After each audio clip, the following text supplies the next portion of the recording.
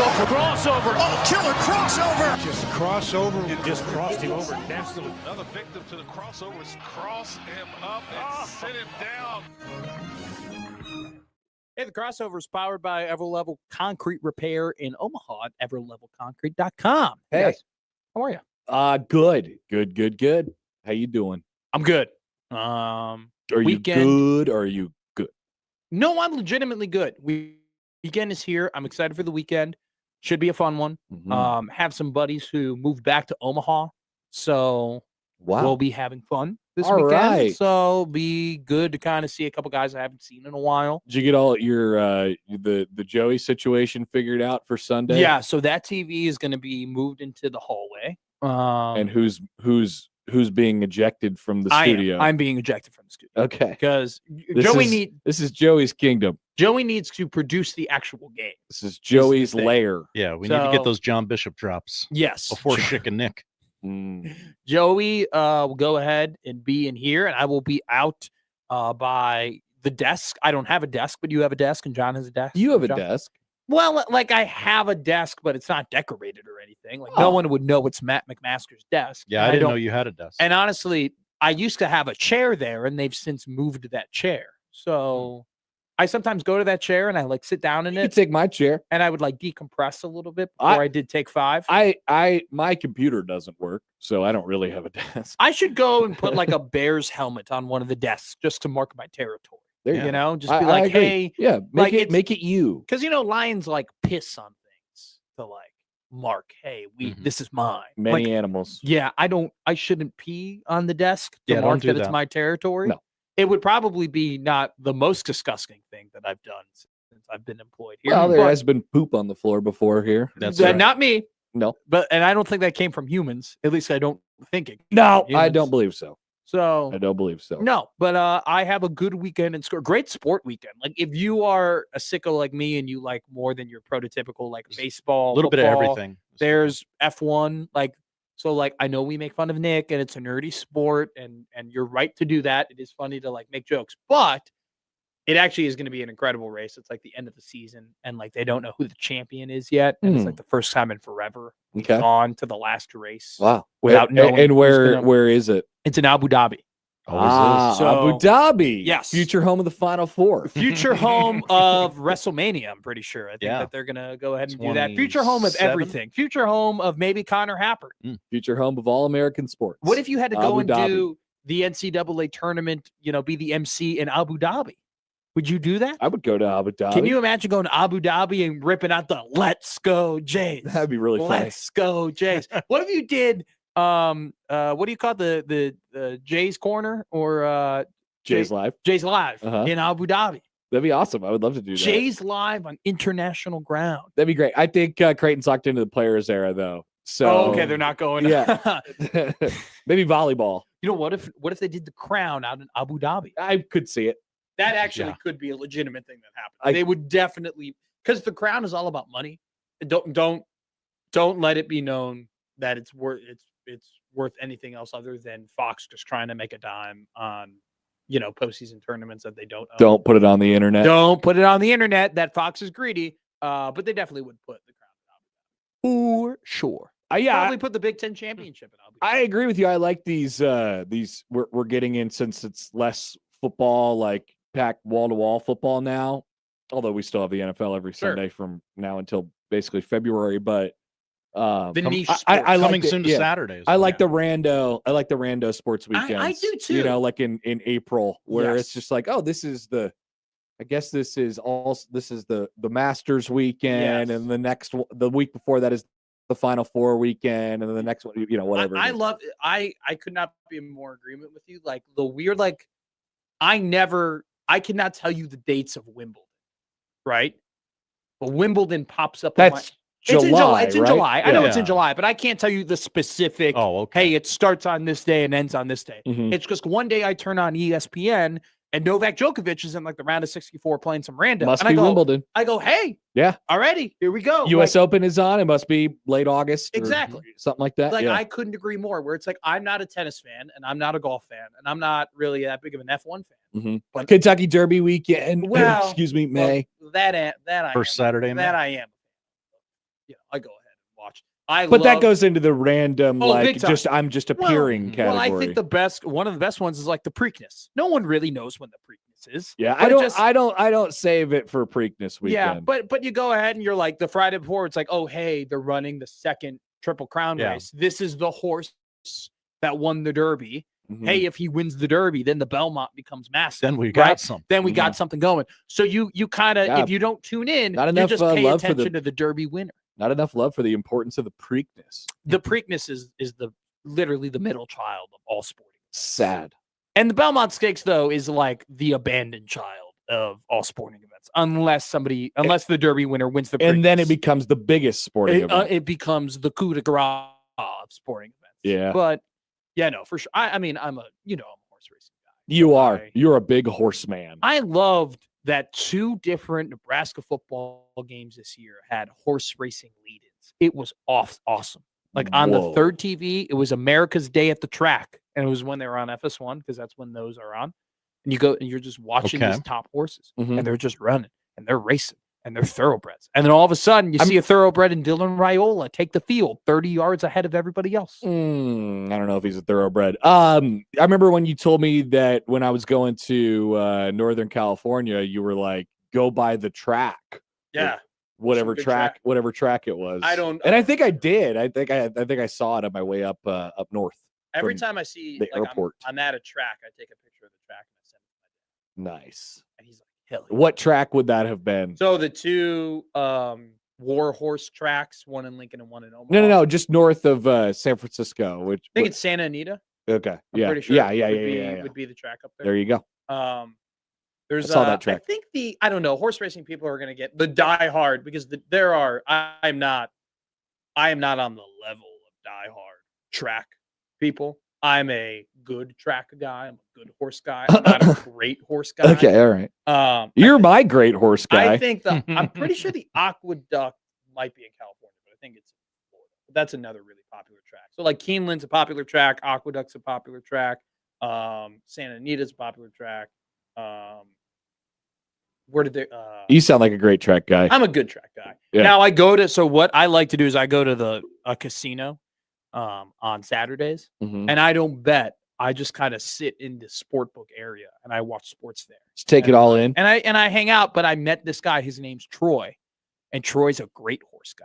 And Troy and I now are like friends, and Troy's got his spot, and I go and I sit next to Troy. He's a 65-year-old man. Yeah. And we just hang out together. Yeah, my brother-in-law and my father-in-law would always go to I don't think they do it anymore, but I would join them sometimes. They would go to the casino to eat dinner and watch the Thursday night football game on Thursday nights. And it was always the same people that were there at the casino. So they became friends with all of the people around. They all had funny, weird nicknames. Yeah. I don't have little quirks and things that they do. Yeah. It's not like Faith, Family, and Fitness where you go ahead and you have your weird nicknames, but I just hang out with this guy, and he's like reminds me of all of the good and bad of my grandfather, and I just have a great time with him. And shout out to track guy Troy. And he goes ahead and he gives me his winners. And there was one time where you should bet this one. You should bet this one. I went up and I bet it. It was great. He's job. awesome. I know. Hey. I was thinking about you yesterday. Why? I was watching the Toronto Raptors versus the LA Lakers. And they had a halftime show where they were doing the quick change lady. Oh yeah. Well, yeah. Where they they put we lost one of our members of Quick Change, I believe. Oh no. I think one of them died. Oh no. Oh, that's terrible. Yeah. So this quick change They used to lady, be a staple at Creighton games. So they go ahead, they do the thing, and they put the thing, and they put the thing over her, like the little cover her up, and then she changes really quickly, right? And there was a point it was going on. I'm like, I know that she's just pulling something and it's changing it really quickly, and she's got a bunch of dresses on. But then there was one moment where they had the little cover, but it was cut. It was in ribbons, and you could still kind of see her. Oh. And then she changed, and I was like, "Oh my god!" Like that's. I had to pause, go back, and like, how did they do that? Yeah, if you see it from like the upper deck, it doesn't make it any less confusing of how it happens. Here's why I thought of you, because you are great at making College World Series topics. I think an incredible. Really? You are. I mean, you just put in kind of your reminders of like, hey, this is a College World Series topic. Topic alert. Topic alert. This is Yeah. something we should talk about. I think this would be a great College World Series topic. All right, put it in your calendar. The top 10 like halftime show acts. We could do that right now. You can have. Like what? I'm ready. But I'm not talking about specific. Like you can go into specifics, but more so like principle, like the balancing guy. Like any balancing act is better than any quick change act. So you're asking for basically like a Mount Rushmore, like that type of thing? Yes, a Mount Rushmore. The goats of Simon Says halftime is shows. his guy. So yeah, I have Red Panda. I don't know if he would be on my Mount Rushmore. I don't Okay. know if that he would be out on the general Mount Rushmore. I do love my guy Steve Max from White Plains. He is awesome. What does he do? He gets the crowd going. He directs Simon Says. Oh, he's awesome. He's on there. He is for sure on the Mount Rushmore. Obviously, obviously Panda. you have Red Panda. So those are locked in. Those are two for sure. Have to have them. If you don't have them, it's not. It's like I don't know. You don't have to have Steve Max on there, but the Simon Says guy he's is great. for sure on the Mount Rushmore. I think halftime show. now I don't know what our schedule is this year, but Slottick is a every year guy, and Slottick freaks you out because he's like this old man who he stacks the chairs. Yes, on top, I know Slottick. and he goes all the way up to like the top of the scoreboard. And you're like, this guy's gonna fall and die. He'll be dead, and we'll watch it, and it won't be fun. So I get really, really nervous every time that happens. That's a classic. That's a good one. The guy with the dogs. No, I'm not a dog guy for halftime shows. The whole guy, frisbee thing. I believe throwing it's the frisbee. no. It's that there's the frisbee dogs, which are good. The Casey Disc dogs, I believe, and then there is the I believe it's Christian and Scooby. They were on America's Got Talent. He's got like a couple dogs, and like he brings them inside of like a hollowed out boom box. Okay. And then he does a kind of some gymnastics and stuff like that. And then the dog like jumps on his feet and like poses. They give him a little basketball and he holds it up. Like that one's fun. Okay. Interactive. I think baby races would be on my Mount Rushmore. Baby races. So I'm told at Nebraska we have a baby race coming up relatively soon. Oh, right. And I was interested in entering my baby. We should get Schaefer's baby to defend his crown. Yes. I think young Schaefer can walk now. I think he's probably aged out. So he's like a 3-year-old horse now. He can't run in the 2. And depending on when this baby race is at Nebraska, like it's going to be close for my daughter. Are you worried about the pressure that might come with having the last name Happer and being in that competition? Because all eyes are going to be on you. All eyes are going to be on your baby. Yeah. I'm Lil Happer. No, I think she'll perform. You think she'll step through? I don't know. I don't know that for sure. Do you have a trainer? Does she have the clutch gene? Yeah, does she? I guess we're about to find out. Laser beams pointing at Earth, one shot, one race to save it. We got to put it would Little be baby Happer. It would be a situation where I would be at the start line and mom would be at the end line. Okay. She would go to mom. Okay. Yeah. You know. I like that you're willing to admit that. I feel like there are some parents that are very territorial. Most of it is about the position that you put your player in. Yes, 1,000,000%. And what's more important, your pride or winning? Exactly. Well, and so we would set it up that way. Like, do you think your little baby Happer fits your system, or do you think you have to change your system around little baby Happer? Good question. I think we adjusted to her. I would love for you to answer this like your best Matt Rule impression. I think we adjust, but at the end of the day, that's a great question. At the end of the day, she's got to get better. She's got to make that jump. We're so happy with the strides that little baby Happer, made. And Bigelow says you have one job parenting for me. Never tell me the babies aren't good enough. He always goes. You're talking.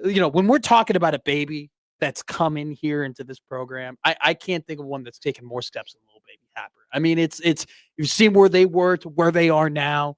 I mean, it's been an incredible growth and development, and we're just really excited to get them out there and see what they can do. And it's one thing to be on the practice field and know that they can play, but it's another thing to put them out in those opportunities and see if they can perform. Yeah, we're really excited to see that happen for little baby Happer. It's really the stuff you don't see. They're working every day, but nobody wants to talk about the work that they're doing in the in the weight room and kitchen. Talk about a baby that hasn't complained about nutrition, that hasn't complained about the weight room, that hasn't complained about gear or anything like that. Like, don't come here to the University of Nebraska and tell me, we have to eat at the training table today. Like, she doesn't do that. All right, little baby Happer doesn't do that. She puts in the work. Mm-hmm. Titles are won Sunday through Friday. Exactly. Josh would know. He's got a title to go win starting tonight. Yeah. Do you need help at all? I think he is the help. No. Yeah.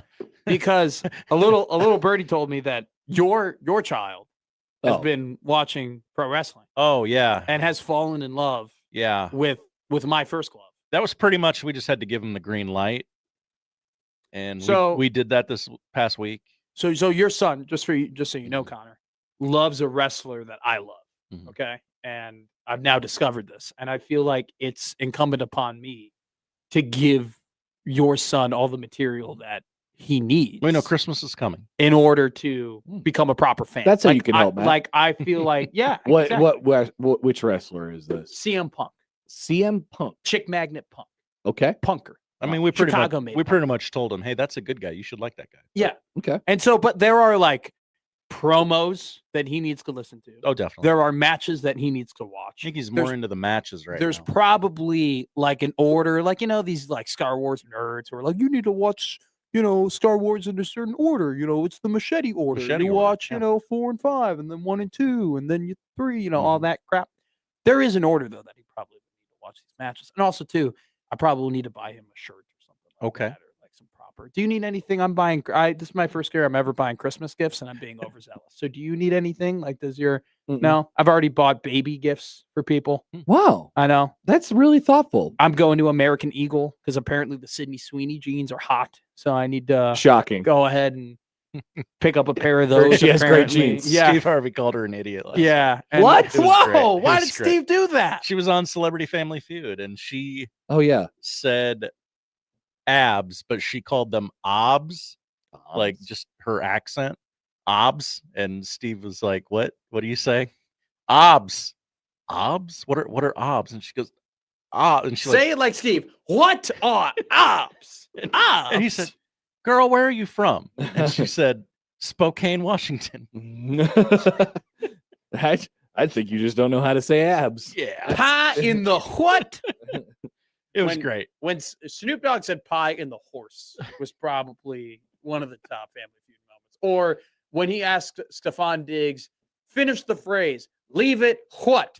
And Stephon Diggs said, in. Yikes. I like this. The Steve Harvey, the best thing he does is the deadpans. Mhm. He just lets the silence take over. He's just like, He said, coupon, pork, coupon. That happened. you got it. I know. You I got it. probably shouldn't do a Steve Harvey impression. Probably not. It probably isn't. Probably Isn't. not. Probably isn't the best. Yeah, it isn't. But I do love Steve Harvey. Matt Mick. Well, he's he does his radio show in Chicago. He's a Wow. Chicago That's right. guy. Oh, wow. He's based in Chicago. What does he talk about on his radio show? I have no clue. Intelligence for your life? Faith, family, and I'm gonna bet there's like some couponing as well. Oh my God! How did you like that Dave Ramsey meme that I sent you? That was pretty funny. I love a good Dave that was- Ramsey. Yeah, I forget what it was. it was the Lane Kiffin where it's Yeah. like you're $12 billion in debt. You already owe 2 head coaches, and now you've committed to paying, and then it's just Dave sitting there. That's right, Dave. That's right, Dave. Your household income is what? Here's the first thing you should do. You should be living inside of a hole with no accoutrements, no anything, and you need to get out of debt right now. He's gonna And then buy real estate. Yes. Well, he also is so stupid in the fact that if you want to buy real estate, He's just so out on debt. but okay, Just but imagine being so do you out know on how debt. you buy real estate? You get into debt. You get into a massive amount of debt to purchase that piece of real estate. Then you go ahead and you got to make a proper plan of like how to properly pay that off and like how to be a good, You rent get it. get good tenants and do good maintenance and then set a proper price. Like that's the skill of real estate. But if you're going to buy real estate, more than likely, especially if you're just a startup real estate person, you have to get into debt. Yeah, I would say like a person your age, don't don't listen to Dave. No. Don't listen to Dave. No. So I mean, Because he's super anti-debt, and I like I tell you, I'm no. I'm you no actually. accountant. I'm Just not like it's cool, man. You'll find your way. I'm going to tell you right now, you have, and I'm not kissing your ass. You've actually given me some good life, and I very much have appreciated Life advice. He's been intelligence for your life. He's been a good pseudo father. If we're going off of here, That's right. Josh has been like the white angel on my right shoulder, right? Mhm. And you've been like the devil And on you've my listened left to shoulder. me. You've listened to me more. Well, Josh is like, you need a homemade meal. Like, I'll provide that for you. And then you're like, go to the tables. He's like, Yeah, and do I'm whatever like- you want. And I'm like, I want to donate to my high school. And Josh is like, that would be a very nice and thoughtful thing for you to do and pay it forward. And you go, What are you doing? and you go to the tables. yeah. What are you doing? Don't Yeah. donate to And your then high I go, school. I want to go to Vegas. And like Josh goes, yeah, like that, should be a really good time for you. And, you deserve a vacation. That'd be a good time to rest. And you go, spend a lot of money, spend a lot of money, spend all the money, Mhm. all the money you have spent. Mm-hmm. So I don't have to pay ever again. Mm-hmm. Which, by the way, it worked out. One of the guys that we're going with had been to Vegas already, spent a lot of money, and he's getting his room comp. Comps. Hello. And It's all so it's- now it's all it's all about. we got comps. like another group of guys coming, and they don't even have to pay for their rooms. But like, yeah, you also have to have the total understanding of the big picture, which is like, this is exactly what they want, Oh yeah, but it makes sense for you on the bottom line if you do it that way. But they want you to do that, and then they'll pay for you to come back. Yeah. They'll take because they have room, right? They're like, stay in the room, whatever, make it cost $0. Awesome. Vegas. But then you'll gamble more and then continue to come back, and they'll continue to pay for it. Vegas, like anything, like okay, look, I'm not naive. Yes, there is the allure and potential in Vegas that things could go totally wrong. But I feel like Vegas is a great place to go if you are responsible human. Well, I would just Right. say don't go there thinking it's all going to go right. No, I'm going to be real with you. When I gamble, I kind of write off the money I take out of the ATM Yep. as if I'm spending my money. Just say Like, that's it's my gone. night out. Like Uh-huh. it's gone. It's gone. And if I end up with more money, That's the right way to look at it. yeah, then that's cool. Then that's dope. Oh, hey, I get to, like, I did this. I bought a chair from NFM using money I won. Like I went ahead and I go, oh, cool. I won $300 playing blackjack at a Mhm. casino here in town. I went right to NFM and I bought a lazy. I was like, dope, cool. Like that's I was You just like- cashed out. exactly. Like that was my reward for like just getting lucky at blackjack. Like so, Tip your dealers. You know. I don't really. I'm playing at the $15 table. Well, what yeah. if you win a bunch? I tipped that dealer 25. That's pretty good. That was nice. But like, if I lose my ass, No, I- I'm out of there. Yeah. No also, chance. too, if you're at the baccarat I'm not even table, looking that person in the eye, if you're at the baccarat table, saying and I you- hate you. Please get out of my life. I never want to see you again. if you're at the baccarat table and I bet player and you bet banker, all right, and banker wins, don't look at me with a stank eye as if like you're so much smarter. Mm. All right. It's baccarat. It's 50-50. Mhm. You don't know what's coming. You Mhm. don't know more than I do. Mhm. All right. Don't go to a casino and act like you're smart. All Mhm. right. I go to the casino. I'm like, man, You know what? I'm gonna have a good time. Now that I think about it, I don't think I saw very many open baccarat tables. Dude, it's hot. Baccarat's super hot. I'm not Whoa. I'm not talking about like I don't even think that they were there. Oh, they were there? Yeah, I don't even know that they were there that much. I think was I'm- I was around. I don't know. I'm getting to the point where like I play a game and I win a lot of money and I'm like, oh, I love that game. I'm great at that game. And then I play that game again and I lose money and I like don't want to play it Never anymore. playing that game. And I think I've lost enough at. No, I am positive on the year. Let's just make this very clear. I am positive on the year. when it comes to gambling. Congratulations. But it's not about that. Okay. I look at the casino like grown up Dave and Buster's, like that's just kind of how I view it. Want to go out, have a good time? Exactly. But at the same time, it's like I've lost enough money at all of those games that I don't really want to play those games anymore. Like I went with Jake Janicek to the casino Mhm. and him and I just spent $5 on digital baccarat and like drank beers and had a good time. That's That's great. good enough for me. That's great. I'm It's more entertainment. worried. I want to go to shows in Vegas. That's what I want.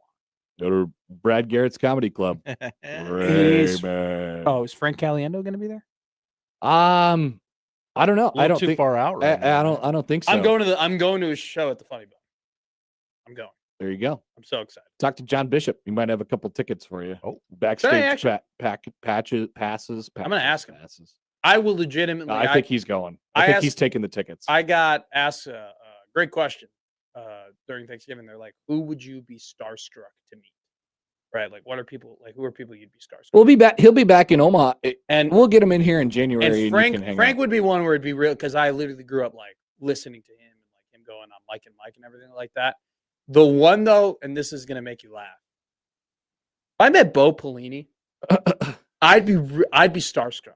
I'll tell you Wow. why. What I'll tell you why. in the world? Because you know when I started going to college here, when I started paying attention, full attention to this team. Like that was after Bo. Mhm. I've heard so many Bo Pelini stories and Bo Pelini excerpts and so many like just not just surface level Bo stories, but like beneath the surface level Bo stories and rumors and all that stuff and how he'd be like, everyone wants to play for him and he's the best guy and he's so sweet and all that stuff. And then you hear when he like would go off, he would go off. And he's almost become this like mythical creature in my head that like I had this idea of what Bo Pelini is. That makes sense. And I've never how... seen him in person. I've never like talked to him. He's just been the number one most talked about like figure in my life that I've never like laid eyes on. Like, that's what he looks. This is tough because I think it's going to stay this way. I don't think you'll ever meet Bo Pelini. I think that's kind of a tough pill to swallow. Yeah, I kind of want to have that moment where You're I'm going to have to go to him. Where I'm looking at this guy and I'm like, oh my, it's you. Like that's what I would say to him. I would shake it. I'd be like, it's you. Like you're here because I met Frank. One day I was walking around. I was walking around camp. Well, whatever. I was going to class or something like that, and Bo was jogging by, and I was like, "Oh my God, Bo!" He's wearing his hoodie, he's got his hood up and everything, and I was like, "Hey, coach!" And he was, and I will quote what he said to me. It was this, and that's it. Is that it? Yeah, that's it. That's my interaction with Bo. Was he the inspiration to grunt the slate? Oh, I don't think so. I don't know why we started doing that. What was the beginning? So we found that we just are dumb and grunt the slate. Grunt the slate is my second favorite. Grunt the slate's my second favorite Connor Happer bit outside of the Chunkies. You do love the Chunkies, dude. The Chunkies are so. I'll start getting emails in about February asking when the Chunkies. Here's the thing about the Chunkies. The Chunkies toe the line of being clever and analytical at the same time. Okay, that is, to me, it's perfect sports radio is when you can have like a in-depth conversation, but then it also is kind of like very clever and fun, right? Mm-hmm. The Chunkies are perfect, okay, because it's how you guys presented, like the windiest chunk, the coldest chunk, right? Mm-hmm. Like I think there was like a new awards every year. Yeah, there's like weird. I think there was like a suitcase chunk or something like that, or like Beth Mowins Memorial. Yes, chunk. the Beth Mowins. Like there's the funny chunks, but then there's also like you get into the they need to win games here in this chunk, and like these are going to be tough matchups. Yeah, like our best, our movie of the year. What's the best picture? Our best picture chunky is the chunk in which the most important. Most important. Yeah. So it's the Chunkies are what I would call perfect sports radio. Wow. That is sports radio in its purest form. It makes me laugh, it makes me giggle, but then it also makes me think. Well, set your calendar, August, whatever. This year we'll be we'll be doing thanks. It'll be like Wimbledon. I'll just turn on the radio one day and it's on. I'm like, oh my God, it's the Chunkies. We have to figure out the order of the schedule first. When does that happen? Not until the summer. That can't be right. I think it's like May. It's got to be at least like. I think it's May. You got to know by February. I don't think it's February. When does that come out? I thought it was pretty late last year. Maybe I'm not talking about like game times. I'm talking about like when you actually play the teams. I have no idea. I could not tell you. By the way, Travis writes in on YouTube. Hi, Travis. If you didn't see Bo jogging around campus and get a reciprocal grunt, did you even go to UNL? Well, I never saw in the 4 years of. Well, it was really 3 years of Matt Rule being the coach. I never saw him out on campus. Now, Matt Rule, when he lived downtown before he built his house in Waverly, his hometown, he stayed. Yeah, that was weird. He didn't get enough crap for that. Yeah, that was weird. So he lived in a building. That's funny. He lived in the Haymarket. I also lived in the Haymarket. Him and I had the same bar that we would go to, but he admittingly would go to that bar on like, in the off season, obviously. He would go to that bar like on a Saturday. Mm-hmm. And I went to that bar on a Sunday. Ah. And so I was like one day removed from being bar buddies with Matt Rule. Can you imagine how great my career would be if I decided to go to that bar on Saturday? Yeah. I don't know what would have happened. I might be in the personnel office. Yeah, you might be on staff. I might be Pat Stewart's personal assistant. Here's Black Cat. Black. Matt's feelings on the Chunkies. Handshake. My feelings on Jason Green. Jason Green's an awesome basketball player. I love you. I love the Chunkies. If you want to start calling me a J-sker, it's because I love how Jason Green plays basketball. Okay? And I love how Blake Harper plays basketball. I'm a Blake Harper stan. Take anything you can get. I'm sure you'll be very conflicted on Sunday. No, I won't. All right. I'm a professional. I'm going to do my job. Did you make your prediction on the game? No, I'll be calling the game, so I won't be. You will not be calling the game. Tell me who you think's going to win, and then I will release you from this crossover. You say it like it's been a terrible crossover. No, it's been a great crossover. It's just over. The time's over. 86-82 Creighton. Wow. Yeah. You really think that? I do. I fully think that. I don't think Nebraska has the length and athleticism to out-physical Creighton to the point where they will get the advantages other teams will be able to get, right? They don't have the length that Baylor did. They don't have the physicality that Iowa State did. I know it was against Nichols, but I really like the offense they were playing against Nichols. I liked it when they flashed up to the free throw line and they bounced some things out and they used that corner three. I'm worried, I think Fred will try and take away that corner three. But if he tries doing that, I think that Nick Graves and Josh Dix have kind of found the stroke from the wings. And so if Creighton shoots the ball well, who makes more shots? And if we're in a who makes more shots game, I'm more privy to take Creighton than I am to take Nebraska. Awesome. What a prediction. It is a basketball prediction. It is not a heart prediction whatsoever. That's why I laid it out the way that I did. That's all I asked. Because I hate this whole, Jay Scurry like that. I do my job. My job is to do the post game for Creighton. I'm doing the post game for Creighton. Yeah, but you just told me who you think's going to win. 86-82 Creighton. All right. Should be fun. Wow. It's going to be great. Make sure you aggregate this and put it on the internet. Bigger prediction than anything. It's going to be a great game. Oh, classic. All those 16-20 Omaha Hawks are saying Nebraska's going to lose. It will be a great game.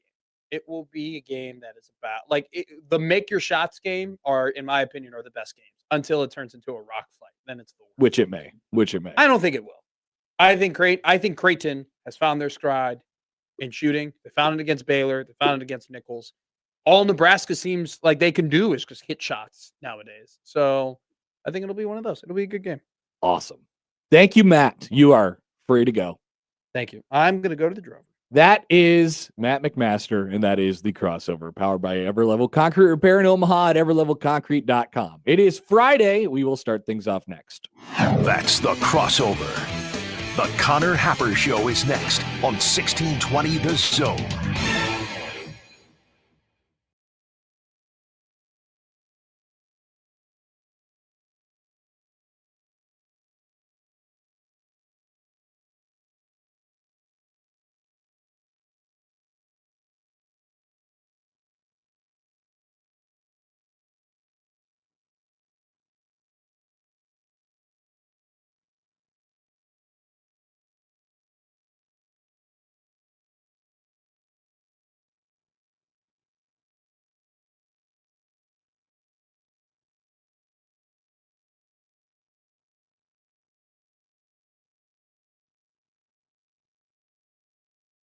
Partly cloudy skies for your Friday. Chilly, but getting above freezing with a high today in Omaha of 37.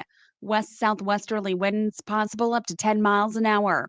Tonight, partly to mostly cloudy, cold with a low of 19 and light winds. For your Saturday, impact weather, mostly cloudy to cloudy skies with a 60% chance of snow and wintry mix in the afternoon. I'm meteorologist Caitlin Harvey with KETV Newswatch 7.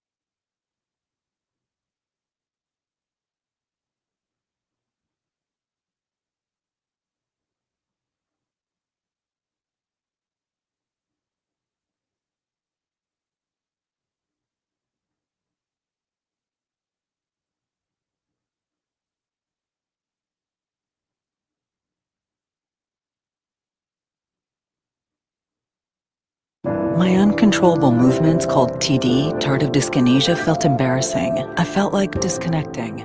I asked my doctor about treating my TD and learned about Ingrezza, valbenazine capsules, a prescription medicine clinically proven for reducing TD in adults. That's always one capsule, once daily, and number one prescribed. People taking Ingrezza can stay on most mental health meds. Ingrezza can cause depression, suicidal thoughts, or actions in patients with Huntington's disease. Call your doctor if you become depressed, have sudden behavior or mood changes, or suicidal thoughts. Don't take Ingrezza if allergic. Serious side effects may include allergic reactions like sudden, potentially fatal.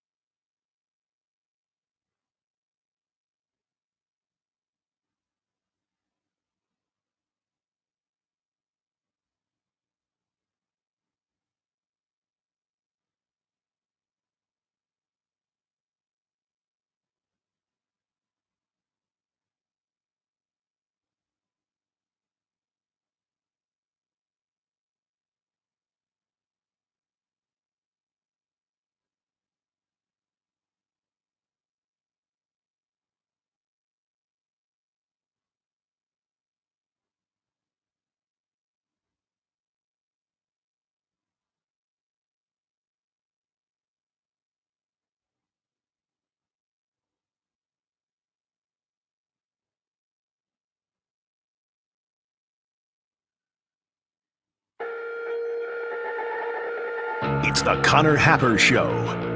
Are we sure we want to do this? Could you, make an announcement that we're ready? It's the Connor Happer Show on 1620 The Zone. All right, welcome in. Happy Friday. It's the Connor Happer Show here on 1620 The Zone and on 1620thezone.com. Connor Happer, Josh Odson with you. Big day for Josh Odson today. He's headed off to Council Bluffs at the end of the show. I got the big game feelings in my tum-tum. Really? Yeah. Wow. The playoff vibe. That's right. It's the college football playoff. You think I'd be used to it with this being the fifth appearance in a row? Nope. Never gets old. Never gets does. old. Yeah. You ask coaches around the NCAA tournament, does it ever get old? Seeing your name flash up there on Selection Sunday?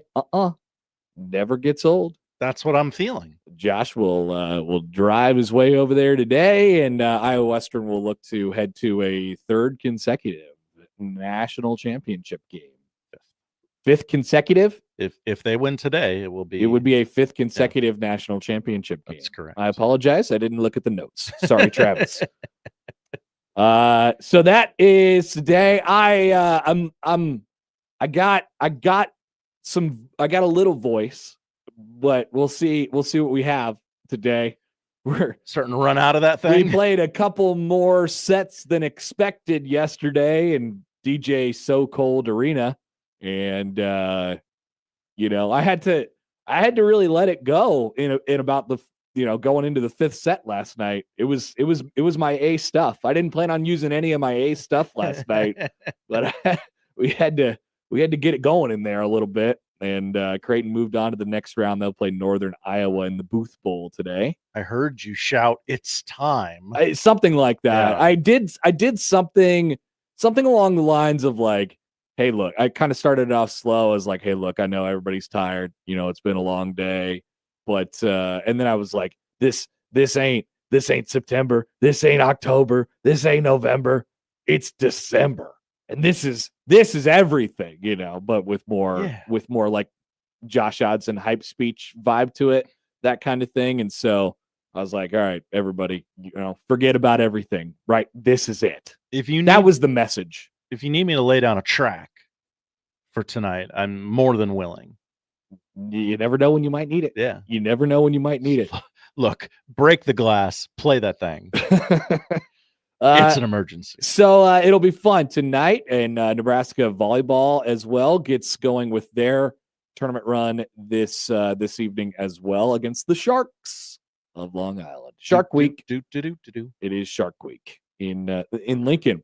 Today on the show, our regular lineup of guests on Friday. Bryan Munson will come up here in a little less than 20 minutes. Brian Christopherson, 11:30. Steve Sipple is as confirmed as he can be at 1:00 this afternoon. That is the lineup powered by the Rooferees at John Higgins Weather Guard. We want to hear from you all today, 402-951-1620 on the Prairie Flower Casino Zone hotline. You can call or text that number, tweet at Happer Show, at Connor Happer on the JTech Construction Zone Twitter feed. Email Connor or Josh O at 1620thezone.com on the Equitable Bank Zone inbox. And we say good morning to the YouTube streamers today. Hello, YouTube streamers. Hokisker is making the joke that maybe Creighton thought they were playing North Carolina UNC instead of Northern Colorado UNC last night. Could have been. I got a message from a guy I know who I believe works at Northern Colorado last night. Like, watch out. They were scrappy, man. They were playing that defense. It felt like they had 6 arms, 8 arms at times. They're just defending everything. And then, best player takes over, and that was kind of the story for Creighton volleyball last night. So we can talk about that as we go on throughout the show this afternoon. We will take a look at the potential Dubai MTE in college basketball. Awesome. Sounds like a lot of fun. Matt Campbell is up next on the Penn State roller coaster of doom. Dylan Raiola is spotted at the airport carrying bags of luggage with him. I have a take about the Big Ten Conference and its commissioner. Colin Klein takes the head coach job at Kansas State after the abrupt retirement of Chris Kleiman. Is LeBron James washed, or is he the most selfless and honorable man in the history of the sport? There's a Pat Kraft leaked audio tape. Awesome. Whoa. Michigan State gets a lot of money from Acrisure. A lot of money, Josh. Okay. A lot of Is money. that their announcement today? They have an announcement or something? $400 million. And everybody's like, oh, this must be the Tom Izzo retirement press conference. No, it is not. We just received an unprecedented gift is their announcement. Also, Josh, a couple things before we take a break here. Number one, as it pertains to the show, we are locked in terms of our pick calendar. We are tied, dead even on picks.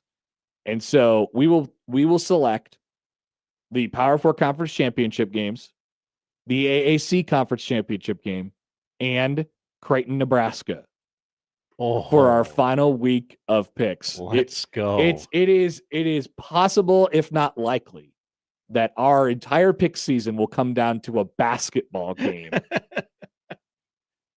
All right. Let's do it. Let's get weird. Let's do it. Today, that's coming up a little bit later. Also, I want to remind people that today is our Stuff the Truck event going on out at Westwood Plaza. Bring your new unwrapped toys from 3 to 6 today and 11 to 4 tomorrow. Toys for Tots. Awesome event every year. We hope to seriously stuff that truck. It's brought to you by Woodhouse Chevrolet, Molina Healthcare of Nebraska, Westwood Plaza. Josh and John from Run Sports Like Conduct will be out there doing their show today. So drop on by, say hello, and give for the holiday season.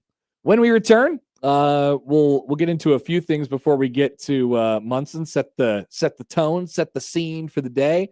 And as always, we'd love to hear from you. We're back after this on a Friday of the Connor Happer Show on 1620 The Zone. But first, let's talk a little bit about Underdog Fantasy, where football season is rocking and rolling, and there's time to get on the action as far as football season is concerned. But as I always say, the best time is now, and you can make picks and win money right now in the state of Nebraska. Pick whether your favorite players will go higher or lower on certain stat categories, say, for instance, rushing yards, receptions, touchdowns, and more. If you had Jahmyr Gibbs higher on touchdowns last night, you are probably in a good spot today. You get those picks right, you go up to 5,000 times your cash. Download the app today. Sign up with promo code HAPPER1620, and you're going to score $100 of bonus entries when you play your first $5 with promo code HAPPER1620. Underdog, make picks, win money. Must be 19 plus and present in Nebraska. Terms apply. See assets.underdogfantasy.com/web/playing terms _DFS_.html for details. Concern with your play, call 1-800-GAMBLER or visit www.ncpgambling.org.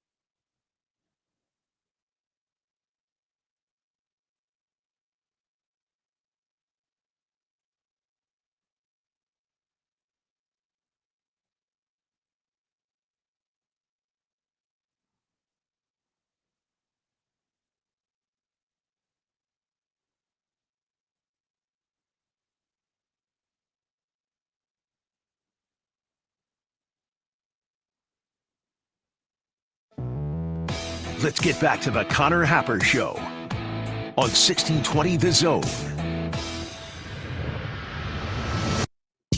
Now, this is amazing stuff. Thank you to our dear friend, Black Cat, who just is paying attention to the odds all across the board, especially as it pertains to college volleyball. So someone has to. He was looking at a sports book and what they were offering for Nebraska versus Long Island University tonight. Nebraska is a minus 100,000 favorite 100,000. In my life, I have never seen anything like that. And that would be, for those playing along at home, and hopefully you're not, minus 100,000 means you would, in order to, on a $100 bet, you would be paid out upon Nebraska's victory 10 additional cents. 10 cents. Which means you would have to bet $1,000, which I don't even know that they would take, well, maybe they would, because it is super advantageous to them, but $1,000 to win $1. You would have to put up $1,000 in order to get one more dollar. But you'd have it's to put a up guaranteed dollar. $10,000 to win $10.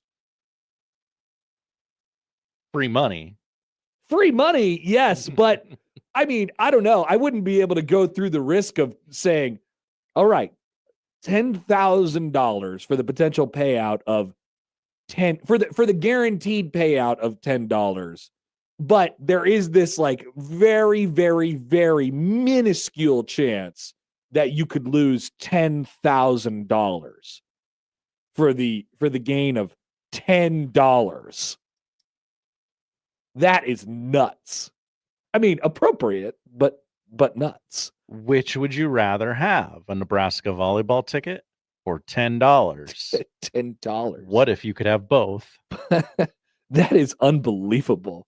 Blackhead says they will not take $1,000 from any account with a brain, sadly. So $1,000 to win $1. $1,000 to win $1. So if let's just say you wanted to do like $500, that is the potential profit of 50 cents. So if you're interested in a couple gumballs, then you could bet $500 on Nebraska tonight, and you could get yourself 2 free gumballs. I have no gumballs right now. I would like a gumball. You want to, but then you have to go to the gumball machine and get it and put in the quarters to get the gumballs. Also, they got them at Hy-Vee. Are gumballs still a quarter, or are they 50 cents now? What's the Has gumball? inflation hit the gumball market? What's the gumball rate? I believe they're still a quarter. Okay, that's good. I'd have to check the local I haven't Hy-Vee. purchased a gumball in a very, very long time. I haven't gone to any gumball, machines in quite some time. You should. Maybe I should. It's the same gum from when you were a kid. Do they still have the dirty, filthy ones where it's like all the you just get like a handful of candy? Some places still have those. Those things look so nasty. They do. So disgusting. But every once in a while, it's like, you know what? I could really use a handful of Skittles right now. I'll pay a quarter for it. Loose handful of Skittles. Or you could go inside the grocery store and pay $2, and you could get your own sealed up package of Skittles. That might be better. Might be better for you. That's absolutely absurd. Thank you for putting that out there, our dear friend, Platcat. All right. Can't wait to make our picks this afternoon with everything that is on the line. But let's make a quick pit stop at last night real quick. What a tension convention inside DJ Sokol Arena last night. That was absolutely out of control. I was following along on social media, and I said, "What do you mean this game isn't over yet?" Well, I flipped it over, heard Shrine Dog on the call. When I left yesterday, what did I say? I said, there's a scenario where I could be walking into my house at about like 8:30. That sound. I mean, it's not the most likely scenario, but it's the best case scenario for me. There was no scenario where I envisioned myself getting home after 10 o'clock last night.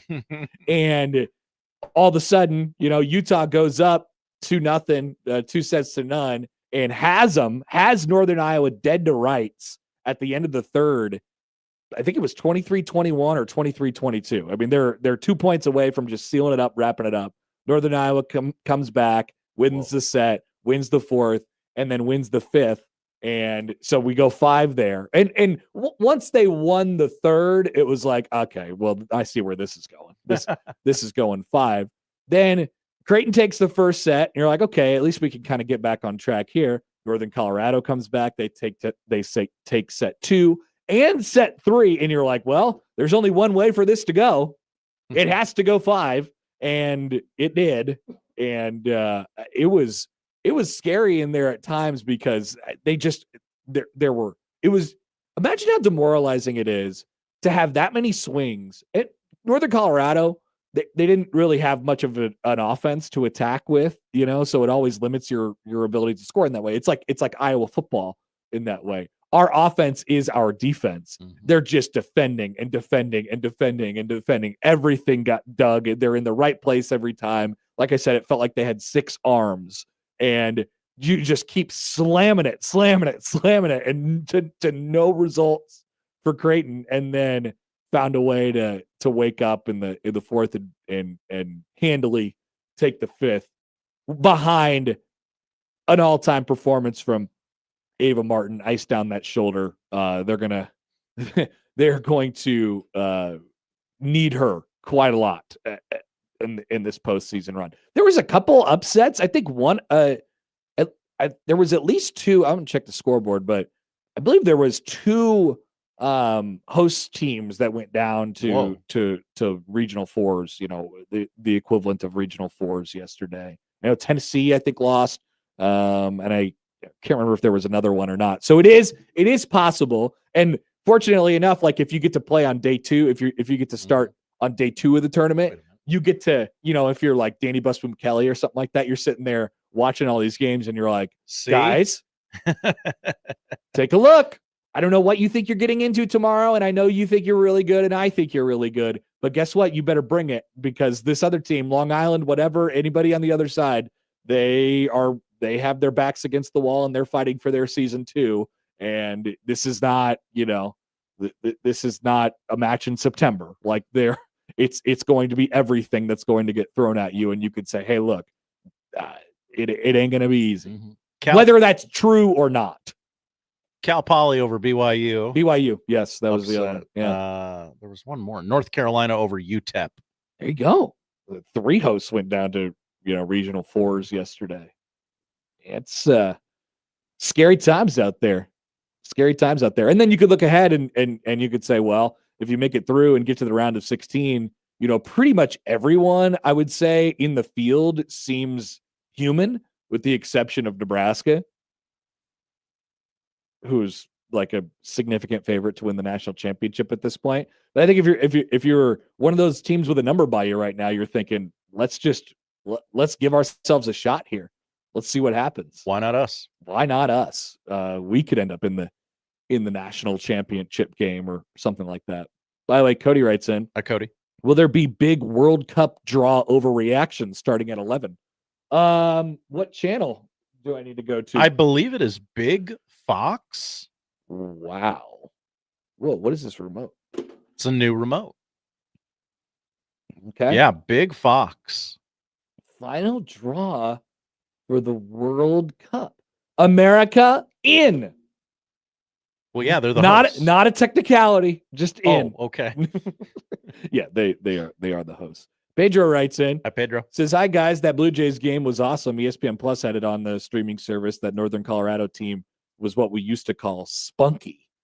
Is that still used with this new generation? I wouldn't think so. They had some they had some fight to them. That's for sure. They had some riz to them. Some riz. That's what they call it now. I don't know. That's what they call that now. All right. Travis writes in, will Long Island U get more than 15 in any set? Safe bet is probably no. Seems unlikely, yeah. But yeah. I don't know. I watched college volleyball yesterday, and I saw some things that I didn't think were going to happen. At the same time, Nebraska is a little bit of a different animal. Robots. Little bit of a different animal. So we'll keep an eye on that World Cup draw for you. But when we come back, we'll have our weekly Friday conversation with Bryan Munson from Husker Online. Nobody has talked about this Cruton class. Nobody. And so maybe we'll touch on that a little bit with Munson next on 1620 The Zone.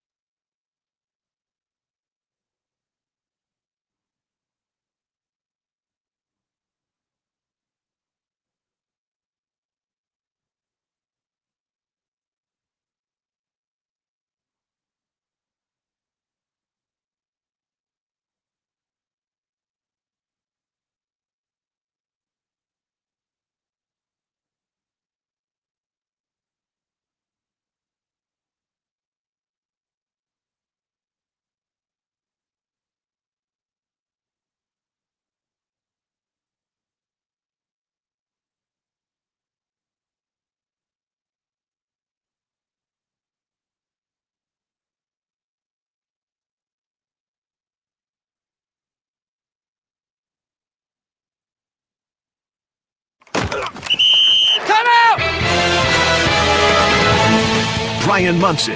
Hey, long call. Comfy left zoom buster. 63 bang.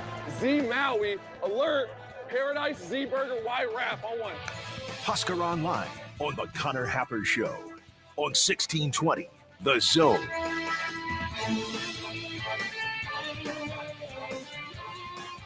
All right, here we go. Time for our weekly chat with Bryan Munson from HuskerOnline.com. Munson, hello. How are you? Hey, buddy. How was the Thanksgiving turkey?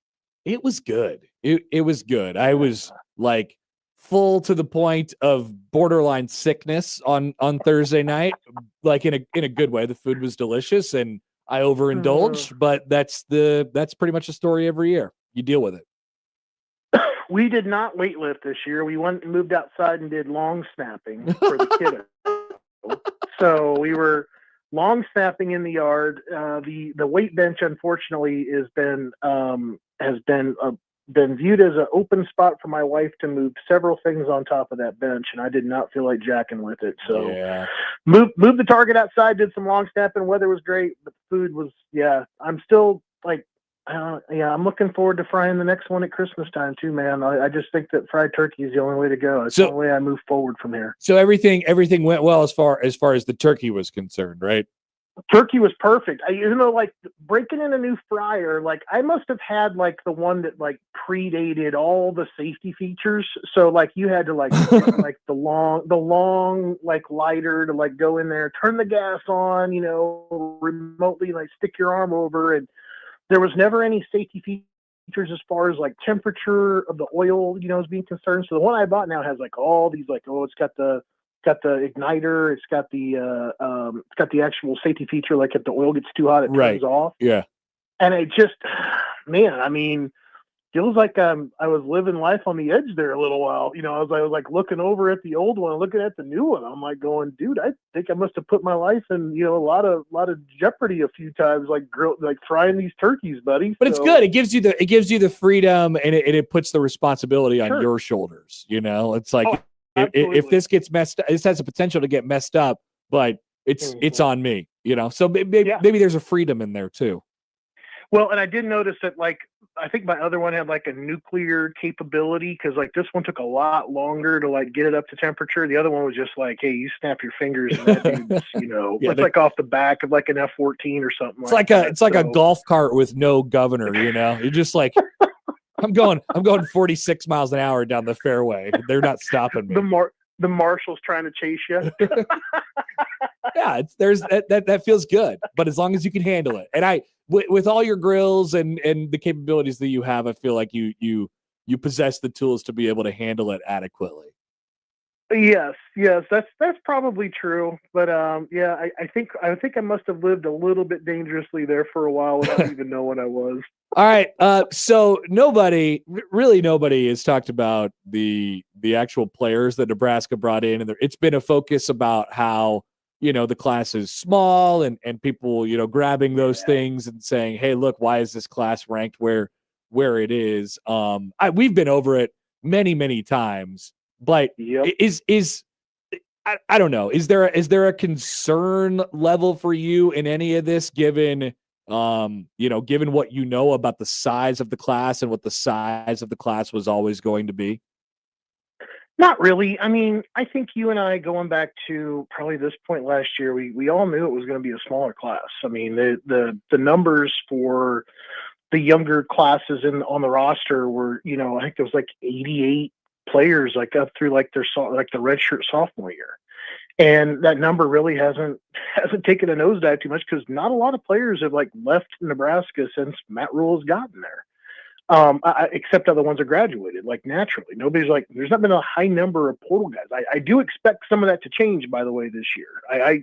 I do feel like they're due for some turnover. But I think that, you and I talked about 12, 13. I think that when things were running pretty hot there in July, like based on like the other players that they were still kind of thinking about, and they were still kind of courting that weren't committed, that had taken official visits. I mean, we maybe 15, like make a way.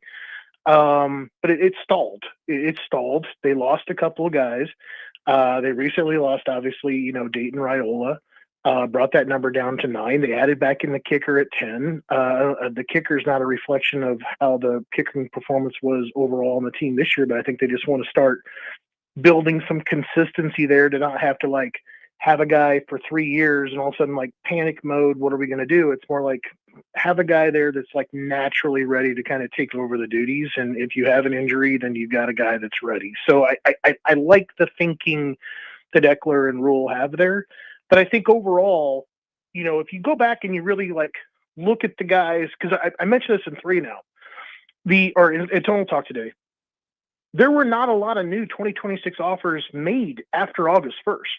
Like everything that they had done through July tells me that they're when they restood up the board like in January, December, they really felt like these were the guys that they would add to the roster, or they really didn't think that there was anybody else that they wanted to add to the roster because they checked all the boxes.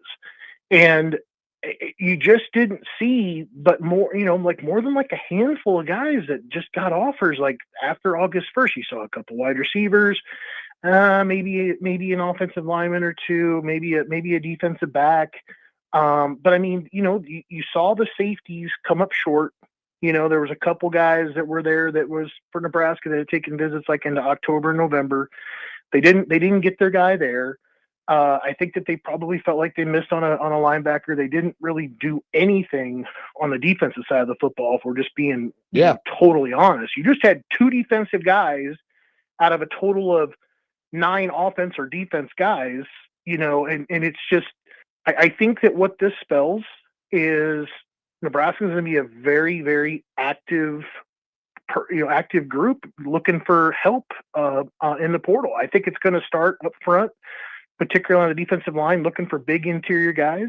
And I think they could be looking, you know, for 1 tackle, 1 interior lineman. And I don't know if there's any room. And another thing I mentioned in Tunnel Talk, I don't think there's any room necessarily that's off limits to the portal. I think they're looking for improvement across the board. Yeah, I think so too. And so like it's you could pretty quickly get to, yes, I think the first priority is in the trenches, offensive line, defensive line, in probably reverse order, defensive line, then offensive line.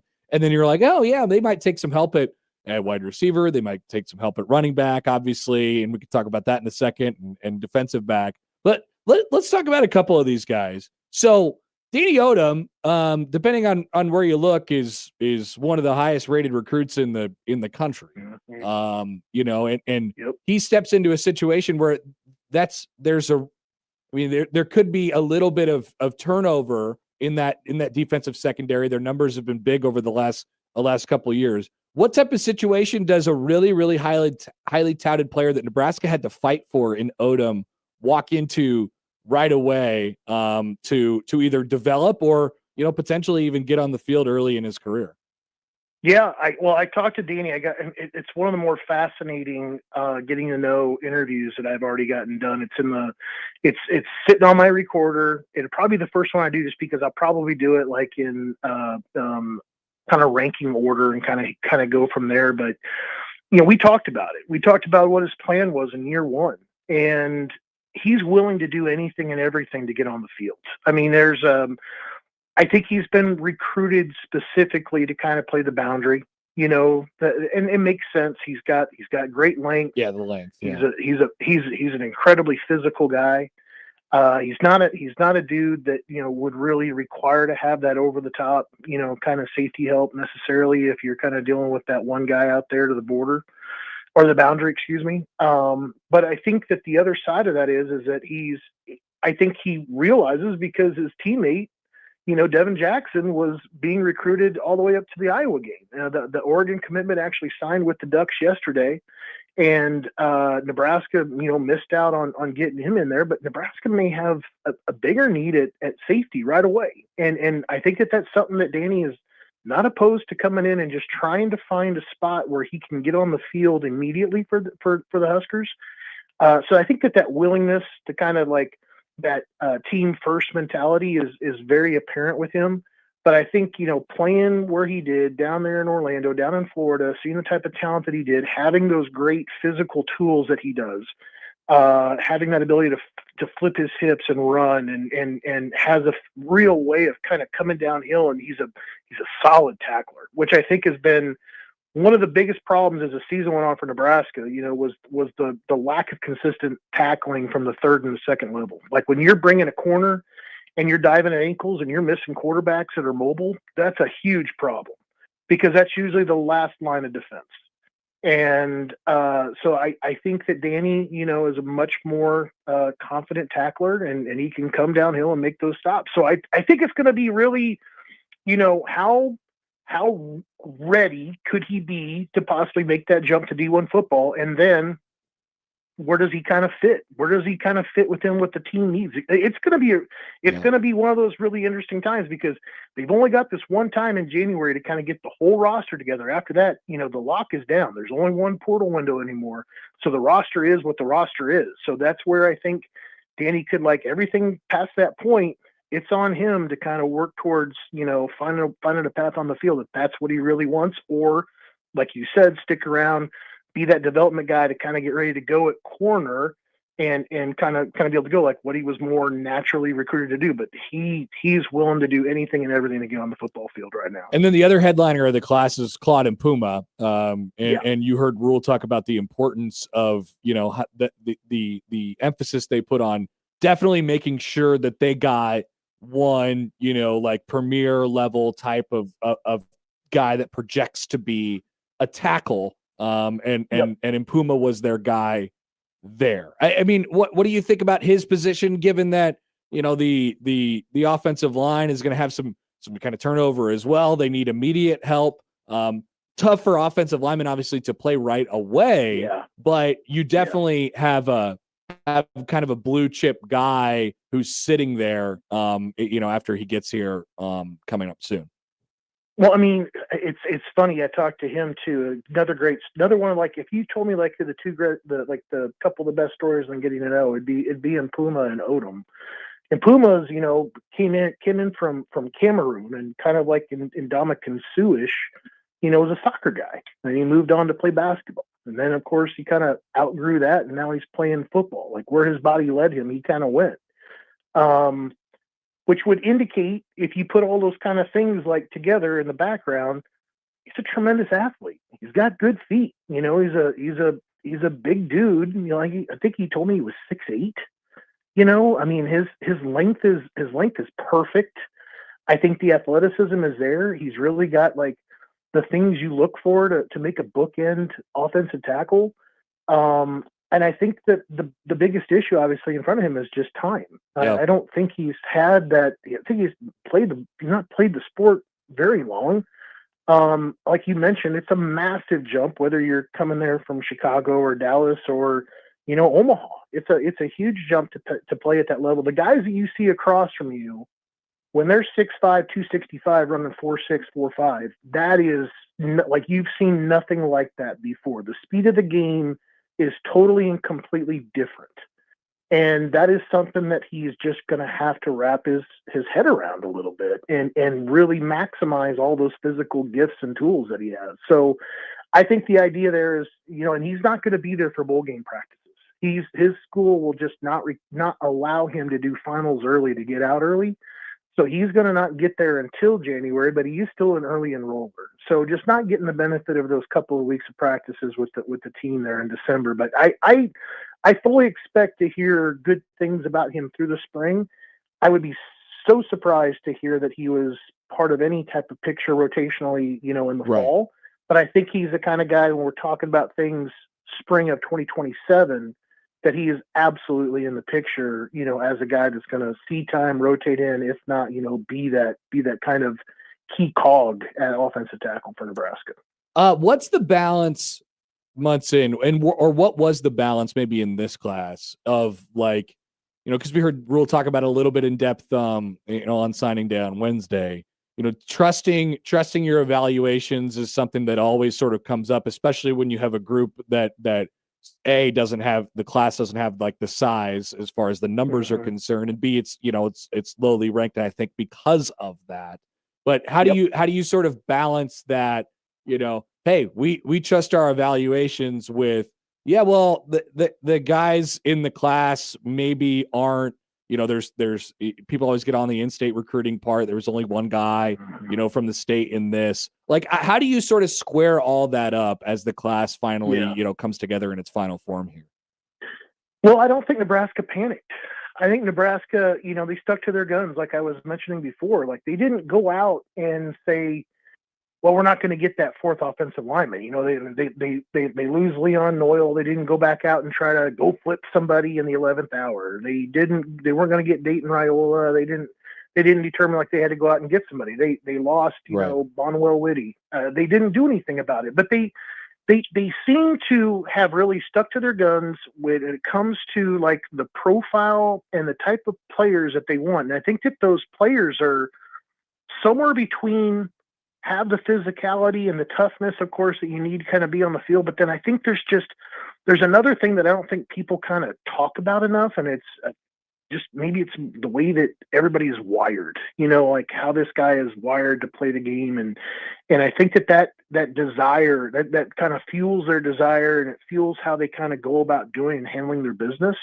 I think that's big to how they kind of draw up a player and what they're looking for when it comes to building their roster. So I don't feel like they didn't panic. They had a chance probably there at the very end to grab a fourth receiver like an Amari Saab. And the funny thing about Amari Saab is that he's got a 5-star little brother that may have been a potential like take one to get one kind of scenario. And Nebraska just said, I think, and I really kind of applaud it. Like, can't play that game anymore. Can't play that game anymore. We're not going to go with that guy. And we know that the 5-star brother's kind of out there, and they'll continue to, I think, to recruit Xavier. But, Amari just did not really have that spot on the roster for them. They didn't have a place of kind of playing on a Big Ten team. So I think Nebraska did a great job. I know that they fell short. I know they wish they would have another guy here or there. But I think in the end, they knew that they were going to have to go into the portal, get more defensive line help, guys up front mostly, and guys that can generate a pass rush. I think that's going to be the next part. Like, who can really bring the heat? They're looking for another McCullough, somebody like that to kind of help out. And the other thing is that I'll mention, it's low. The class not only was low on the numbers, but it was also low on, the flashy guys. The people. I am one of these people, so I shouldn't say people. Like, I like it when the class is, right at the top there. You have a quarterback and, like a stud wide receiver and a stud, DB or something like that. I like it when there's skill position guys right there at the top, and it was low on skill position guys. How much, I guess, comfort is there given, what has been talked about with this class? But then when you look ahead to 27, it looks exactly like that so far at the tip top right now. There's a stud safety, there's a stud quarterback, and there's a stud running back. Well, you nailed it again, because this class, like I said, you take a look at that current roster and you say, where am I lacking? Where are the things I think I need? I need that top flight high school offensive tackle, and you get it in Puma. You go out there and find yourself a stud defensive back in Odom. You find another kind of gritty running back in Jamal Rule. You're looking for a do-it-all tight end in Luke Sorensen, and you get a couple of interior guys that I think, that can kind of go do some different things. And I categorize Ainsworth as a interior guy. He could play tackle, but I think Rex Waterman's kind of a lunch pail, going to go to work today kind of dude. And I think that's one of the reasons why Nebraska liked him so much. So I think that when you look at the current roster, this was kind of like the addendum. This was the addendum for that group that's already there in Lincoln. And then, like you said, you get that 2027 group, and they've already got the skill position guys. Now they're working on the number one tight end in the country. They're working on, trying to figure out who the offensive tackle targets are. And then they do need to turn their attention, however, which I think is what everybody would say, they need to get over the defensive side of the football. You got Torrey Pittman, but who are the dudes up front that are like the top dogs in the class? And who are the linebackers? Who are those guys going to be? So I think that there's been a really great identity already kind of cast for the 2027 group on the offensive side of the football. You really need to start seeing it take shape on the defensive side of the football. All right, Munson. Well, great stuff as always. The busy season doesn't end just because signing day comes around this year. The portal is December's going to be quiet between you and me, but I tell you what, as we get ready, and I'm already hearing portal running back names in my ear. I mean, guys to be keeping an eye on. I think January is going to be madness. Oh yeah. So you and I, those first couple weeks in January, we're going to be pulling our hair. Get ready. Bryan Munson from HuskerOnline.com. All right, Munson, have a good weekend. Appreciate it. Yep, later, buddy. Bryan Munson from HuskerOnline.com. So a few things here and good stuff from Munson. We'll have BC when we come back. But number one, we have been watching this World Cup draw for 23 minutes now. What is happening behind me? Nothing is happening. Kevin Hart was there. Heidi Klum was there. The president is there. I have seen no graphics regarding any countries that have made the field. This is not your common selection show. I think they're just now starting to get around to singing about soccer. Okay. I don't know when they're going to start talking about soccer. They know it's the middle of the day, right? And nobody's watching. I just see a lot of people with too many buttons undone on the top of their button-down shirt and a jacket on, singing. And there's this lady in a dress singing now. I don't know what's going on. We will be sure to keep you updated on this. Number two, Kyler Murray is not expected to play again this season, according to Ian Rappaport. Is Kyler Murray... So he's done in Phoenix. Oh, yeah.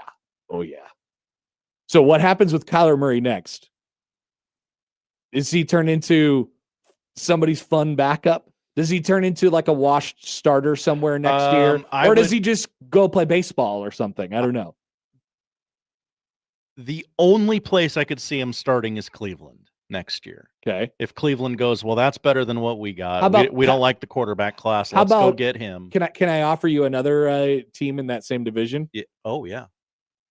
Pittsburgh. Okay. I could see that.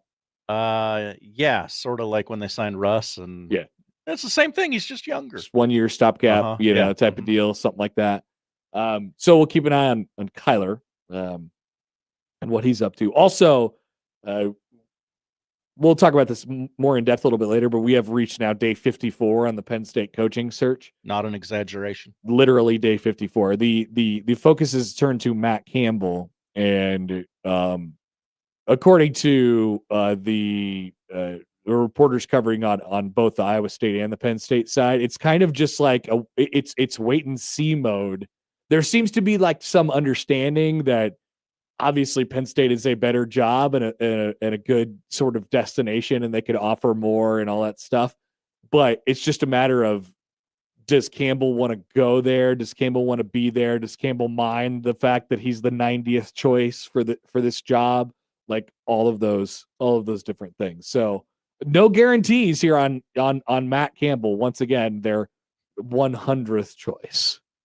And I can't wait for the press conference. This was our only candidate. This is our only candidate. It's the only guy we offered. Yep. Only guy we ever really talked to in depth. So I don't really get what the hubbub was all about. We'll get to the leaked audio tape of Pat Kraft. Excuse A me. little bit later on in the show. It actually wasn't bad. It's like he didn't call anybody the C word or anything like that. Oh, so okay. It was all pretty reasonable. But it's still funny that it was a leaked audio tape at this stage of the game. Kevin Hart, and who is that? That's not Christy Brinkley, right? No, is it Heidi Klum? It could be Heidi Klum. I'm not sure. I don't know what's going on at the World Cup draw right now, but they just put a thing on the board that says peace, and they're saying it in different languages. But there are no flags. Have shown up. No, I've seen nothing about soccer. Okay, they've been on for 27 minutes. We will keep you updated. Coming back, we'll talk with our good friend Brian Christopherson from Husker 247 on 1620 The Zone.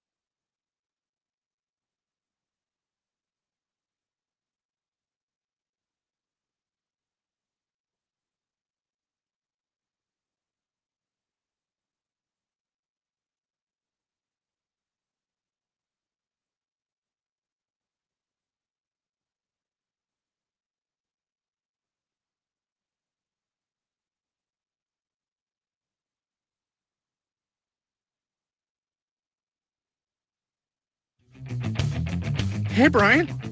Bryan Christopherson, I gotta take this. It's half. B. Rooney drove my Chevy to the levee, but the levee was dry. Bryan Christopherson, Husker 24/7 on the Connor Happer Show on 1620 The Zone. All right, a trophy of some kind has at least appeared at the FIFA World Cup final draw. I believe that's the FIFA Peace Prize. They are the awarding video it. package. They are awarding it to Donald Trump. Of course. He has a medal around his neck, and that is your current update on the FIFA World Cup final draw. We don't know who's playing who, and it's 11:33. Awesome. This really makes me want to get into soccer. Yeah, like, when this is a disaster like this every single time anything happens, then yeah, this actually sounds great. The internet is telling me this is normal for FIFA, and this is a lot like when we tell Nick, hey, you love the NBA, but I don't like basketball. Yeah. Well, there's actually a lot of interpersonal drama that's fun to watch. Yeah, maybe Nick should get into soccer. We're joined now on the Prairie Flower Casino Zone hotline by Bryan Christopherson from Husker 247. Hello, Brian. Hey, Brunsmith led me last night. He said the draw was going on then. And so I went and put on my scarf and everything. And I had to take it off. It's back on though now. Yeah. Awesome hot takes on the U.S. draw here on our site. It'll probably be VIP though. Yeah, you'll get a pot up in the next half hour. I guess I don't know when they're actually going to do the draw, but at whenever that ends, you'll have the pot up half hour after that, right? That's the plan. Yeah, we've got some plans with that. So look for that. I'll tweet that out. Before we get to football, I wanted to ask about your opinion on the big basketball game coming up this Sunday. What are you looking for? What are you watching for? Creighton, Nebraska, a rivalry renewed.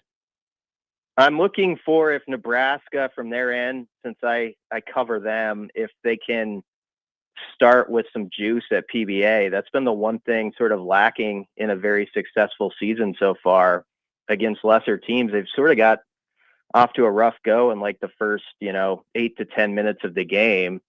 And so I know like Cale Jacobson mentioned a couple weeks ago, like you think of years past when Nebraska's been good at PBA, like Jawan Gary or somebody getting on the floor and getting a 50-50 ball against Purdue in like the first minute and kind of show them that's how it's going to go. I think they're going to need to set the tone in that type of way, in the first 4 to 5 minutes on Sunday. But I'm looking forward to it. And Nebraska's, even though they've had success against CU and Omaha, not the same in PBA. So we'll see if they can kind of break a spell that's been against them there. Yeah, such an odd game, and I genuinely don't. I think you're right about that though, BC. The first couple minutes, the first segment or two of the game, it's gonna be pretty important as far as who sets the tone in a raucous environment on Sunday. Let's get to football. The week that has mostly been surrounding the conversation about the defensive side of the ball, its coordinator. Somebody brought this up the other day, and we were talking about the defense, because that's been the topic. And they were like, well, doesn't the offense deserve some sort of like evaluation too? Don't we have to kind of talk about that? And I said, yes, we do. It's just not the topical thing right now. What sparks the conversation about what Nebraska does moving forward on the offensive side of the ball in the coming days and weeks? I probably when there's like the headline with full clarity on the QB situation, and right now we're proceeding as everybody's here, but we'll see what happens with that. I think when you're asking the question about what kind of generates that movement where everybody's okay, we're now to the other side of the ball. It's probably something like that, or if there were a position coach change or anything like that, and I'm not necessarily saying that's going to happen, but it's something like that which would pull the lever on it. But yeah, it's fair. They've got their own kinks to work out. And, if you wanted to find a commonality that really just hamstrung this team this year, both sides, it was the red zone, like the red zone defense, opponents went down there 31 times. They scored touchdowns 24 times. That percentage is ridiculous. That's worse in the country. And then on the offensive side of the ball, the numbers aren't quite as bad with red zone touchdown offense, but it wasn't good in big moments. And you think about, even at Penn State, like that first drive, I'm not saying Nebraska wins by any means, but you maybe change the course or tenor of that game. Oh yeah. If you punch that in right away, or against Michigan, of course, on the first drive. So I think there's got to be a lot of evaluation, and I know there will be, about sort of what went wrong down there for a team that actually ran the ball pretty well the last month and a half of the season, especially, to not be able to be very efficient. What is your if you had to put a percentage on it, or some sort of confidence level, any vibe right now on Emmett Johnson and the decision that he's currently sort of thinking about and what he's going to do next year? If you had to guess, do you think, I mean, that's one of the big dominoes at the top of this pyramid, right? On what the offense looks like. Where do you think Emmett Johnson will be in 2026? I don't have an exact percentage, but I guess I'll say coin toss. So I guess that's 50-50. Yeah. And I only say that because I do think we sort of have to change maybe how we viewed those sort of decisions. Like maybe a decade or 15 years ago, you would have been like, well, he's obviously going to take his shot at the pros now. He's been in college 4 years, had the season he did. This is the next logical move. But now the way money is in the college game, and I think you kind of heard it at Matt Rule's press conference on Wednesday, if people paid attention to that part, if you're not in the top 2 rounds or so, or definitely the top 2 days of the draft, first 3 rounds, and it's not a given you're going to be that. I mean, the money could end up being better to come back to college. And not saying this is how it's going to go for Emmett, but just speaking generally, it's a very short shelf life on average for most people once they go to the league. Like Amir Abdullah is very much an exception to the rule, that he's still been, moving around to different teams for like a decade. A lot of guys won't last that long, especially at that position. And so there is a decision or something to be said, I think, for a back like Emmett, where you got to think about, like, if I'm guaranteed this money to play at a level where there is sort of success that's already embedded for me with the type of player I am and how I fit in this offense and against the talent I'm going against, I'd have to at least consider that when you're getting paid a good chunk to do it still at the college level. So I thought initially, I was like, yeah, it's probably the pros and that's it. And it very well might be. But in the last few days, I've been thinking, like, I'm going to pay a little closer attention to this one. I don't know for sure. Yeah, I'm not sure either. It's totally up in the air. And maybe some of it is, the situation that he walks back into. Obviously, his role is defined should he come back. But there's also what happens around him, and then you start to think about quarterback. I found the comments on Raiola from Rule the other day, at least refreshing in a way, and also, a little bit of a different sort of tone to them than they have been surrounding Dylan. Did you sort of feel that? And it was more of a like challenge to Dylan, hey, come back from this and really grab it and really take it, as opposed to we kind of, Dylan's not the problem and we got to kind of put everything around him and all that. Did you feel that the other day? Yeah, a little bit. I mean, there was definitely that challenge, like, year 3's got to be an upgrade for him too. It's for everybody. They've got to make that move. Year 3 for him as a player, obviously.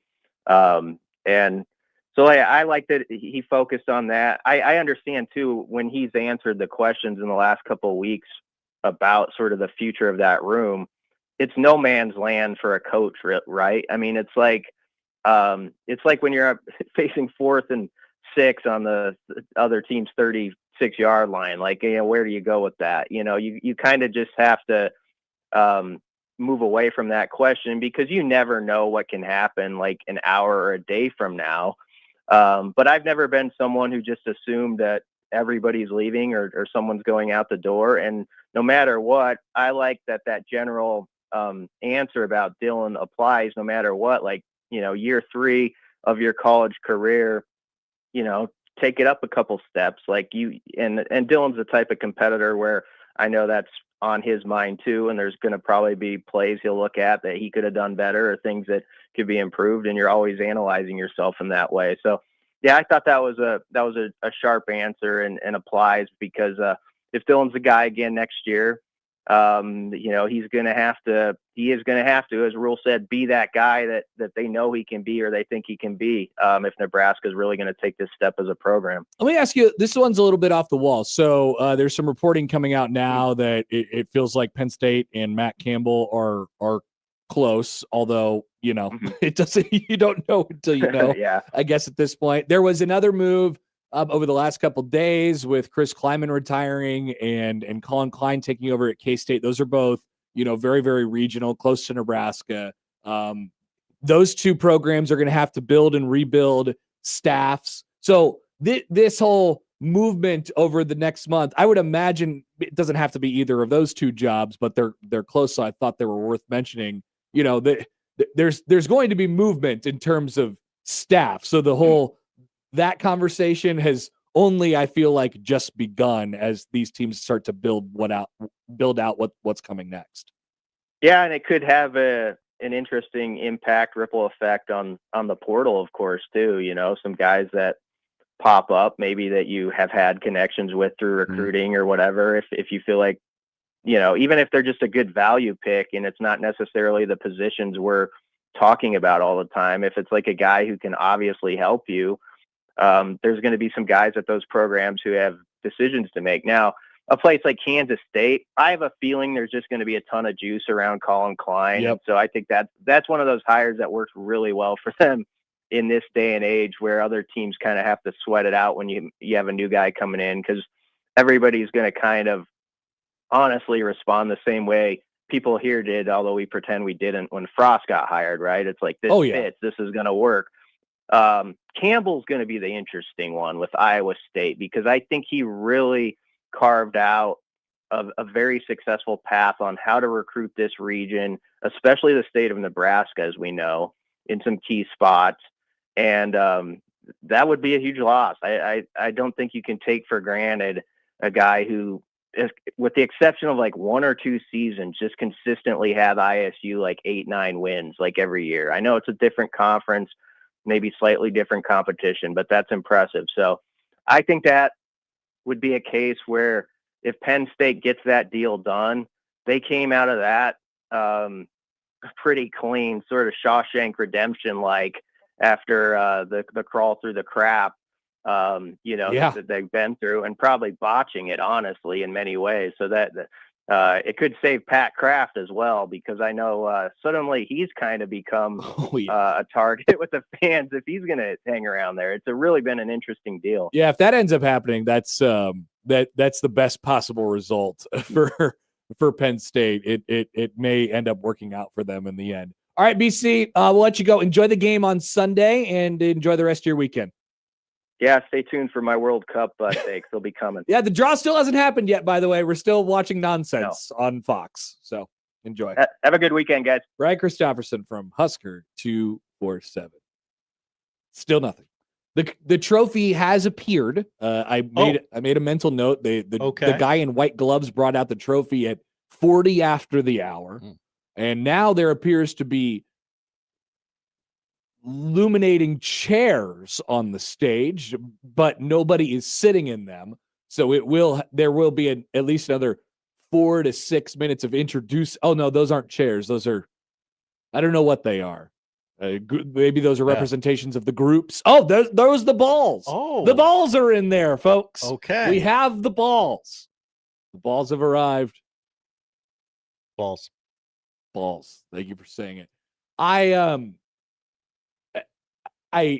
thought hit my head when he mentioned Colin Klein and the juice that comes along with like passing it off to the we are now jaded because it happened with Frost and it worked out so terribly.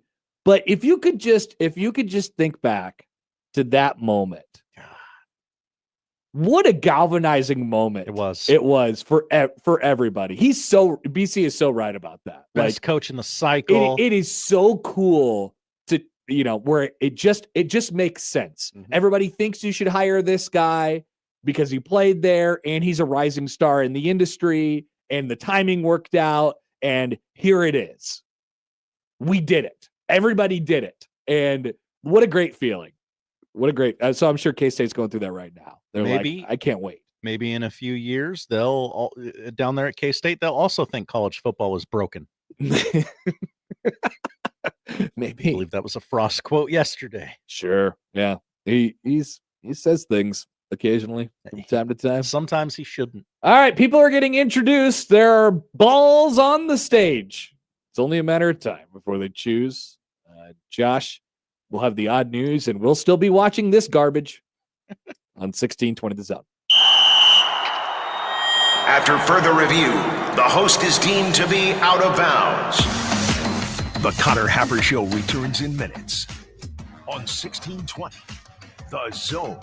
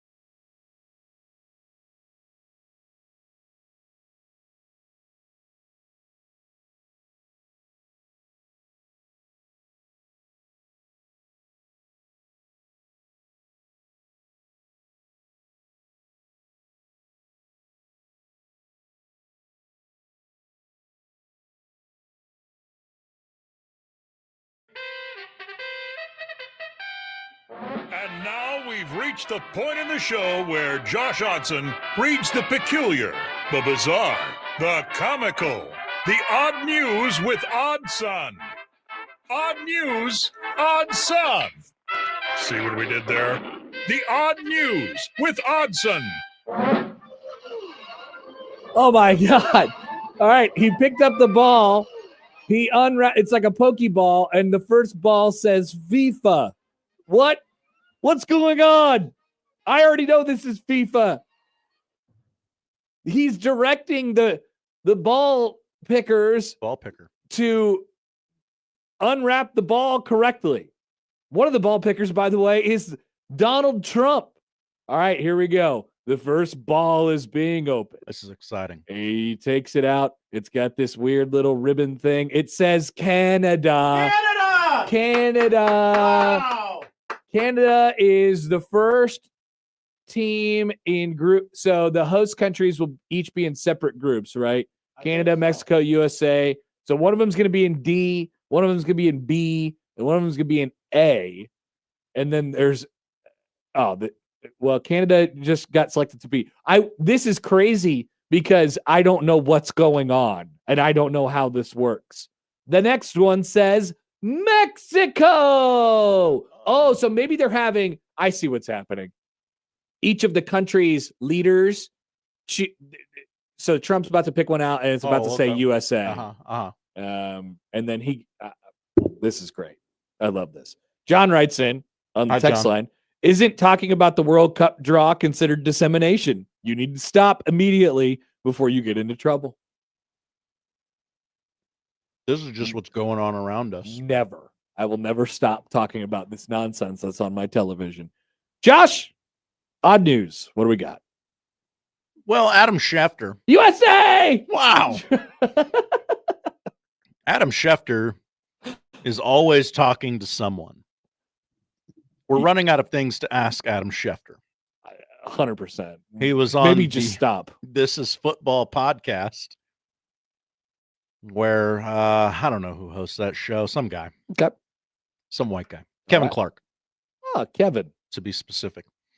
The topic of texting came up with Adam Schefter. And Adam Schefter said he believes he's the greatest texter on earth. Everyone, I believe that. Everyone gets a response almost instantly, and he bragged about having read 0 unread texts, despite a near constant stream of texts. Kevin Clark, for comparison, had 878 unread text messages. Okay, so I actually side with Shefty on this. I mean, I have 0 unread text. Yeah, I messages. can't have that little notification, that little red number sitting anywhere on my phone. I got to get it off there immediately. Mm-hmm. And if for whatever reason I can't get rid of it, I just delete the app. It has to go away. It has to go away instantaneously. Now I understand email, like everybody's got, but I do not respond. Emails, I do not respond to everybody. You don't? No, I almost respond to nobody unless my attention is drawn. I feel pretty special when I get a text from Connor Happer. Yeah. There you go. It's like a gold star. Yeah, and that's probably why you're doing it. Like, hey, these are pretty limited. No, there's you should feel good about it. There's no real rhyme or reason to it. It's just if I need to get rid. There's two separate things. I need to get rid of the notification, so I'll immediately see the text almost always. Yeah. But it's just a matter of if I'm available / want to on my response / time. That's the story. Okay. There's no games that are going on. It's not like, oh, I don't want to respond to this guy because then they'll think I like him. Yeah, right. None of that. It's just, it's total happenstance, really. I respect it. Thank you. Do you remember earlier this week we brought you the story of the man who tried to steal a Fabergé egg pendant by swallowing it? Yes. Did it come out? Yes. Police were awaiting the evidence, and the evidence has the dismissal. Yeah, it has presented itself in New Zealand. They have recovered a James Bond inspired Fabergé pendant after 6 days of closely watching the man accused of swallowing the jewelry. They said the pendant was recovered Thursday night after it exited without medical intervention. The limited edition Fabergé egg pendant was inspired by the 1983 James Bond film Octopussy. Got to say that one correctly or you're going to get in trouble. A less glamorous photo supplied by New Zealand's police Friday showed a gloved hand holding the recovered pendant. Looks like they cleaned it first. That's good. Mm-hmm. That's good. So they got it. I know everyone was waiting for us to close the loop on that story. Thank you. Yeah. The loop has been closed. Yep. And finally, as we wind down 2025, everyone's sharing their Spotify Wrapped and their YouTube thing, their end of year lists are very popular, very trendy. Yep. Google has released the most popular searches. Oh, this will be good. Of the year. Boy. Which category do we want to do? What do you mean category? Which category are we not going to get in trouble by talking about? Let's see. Sports. Let's do sports. The most popular sports searches. Most popular athlete who was searched on Google. Is this worldwide? Is this America? This is worldwide. Great question. We personally know this athlete. Personally? What do you mean personally? I believe we both have had some experience around within this athlete's orbit. I'll put it that way. Ryan Kalkbrenner. No. How awesome would that be, though? I did Google Ryan Kalkbrenner a lot. He had a few blocks the other night and then hurt his foot. I hate what's up with all these feet. Or was it an ankle? I don't remember. Who is it, Josh? Bud Crawford. Wow. Okay, cool. Most searched athlete on Google, probably because there were a bunch of drunk people searching, who is this guy? Who is Canelo fighting? Who is this guy? Maybe. A lot of people trying to find out some things that happened, before he rose to fame. What's this story say? That KTV probably got a lot of clicks on that one. Let's see. What else? You can, with Google, you can hum a song. And I didn't know that. And it will tell you. I think you're probably thinking of this. All of the K-pop Demon Hunters songs were the most popular hummed songs. I have no opinions in the search engine. Let's see. Actors. This pop couldn't get us in trouble. There's no way you know any of those people. Josh, you're gonna have to give me something. Movies. We'll do movies. Superman. You familiar with Superman? I am. Okay. Yeah. There was a Superman movie that came out. People Googled it. These aren't funny. I thought they were going to be funny. I thought they'd be interesting, and I just did it. And then I remembered things that happened this year and how unpleasant they were. No, not very interesting at all. Yeah, time to get everybody at the end of the year, do all their posts. They say, well, I'd like to leave 2025 far, far away from here. Cheers to new beginnings, 2026. That's a great post. Everybody will do it. You should do that. You'll get bombarded by it, and then you'll start being mad at it. Sad, Josh. Well, yeah. I mean, it only takes about 12 hours for me to get upset with it. All right. Thank you, Josh. Thank you, Connor. That is the odd news. When we return, we have plenty of things to cover, including the wait is on for the World Cup draw.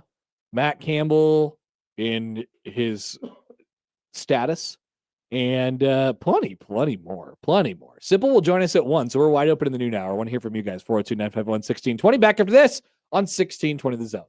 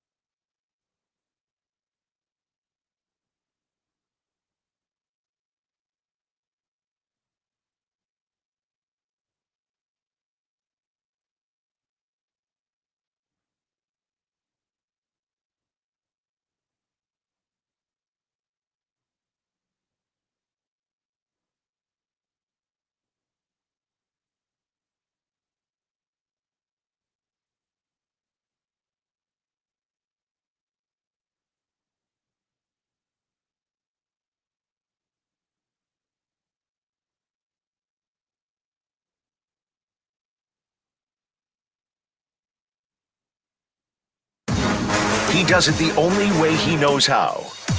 With his massive sports brain sprinkled with a smidgen of rabble-rousing. Let's get back to the Connor Happer Show on 1620 The Zone. We have moved into hour number 3 of the Connor Happer Show. You're on 1620 The Zone and on 1620thezone.com. Connor Happer, Josh Yotson back with you here on this Friday. And we've moved into hour 2 of the World Cup final draw, in which they've told us everything that we already know, which was that America, Canada, Mexico, and Canada are hosting the World Cup this year, and they're all going to be in separate groups. That's literally what we've learned. We've also experienced many performances from many people. This is a disaster. This is like what the college football selection show wants to be, but can't because their viewers would riot probably. So FIFA, you soccer guys are just used to this. Yeah, FIFA, good on you guys, man. You guys just do it. You don't care about what the people say. Is that Chance the Rapper? Oh, I don't think so, actually. I don't know that he'd wear a bejeweled Yankees hat. But is that a Yankees hat? Looked like it. He had the hat thing, and I thought hat, and then I thought Chance the Rapper. But then I thought Chance the Rapper isn't really around anymore.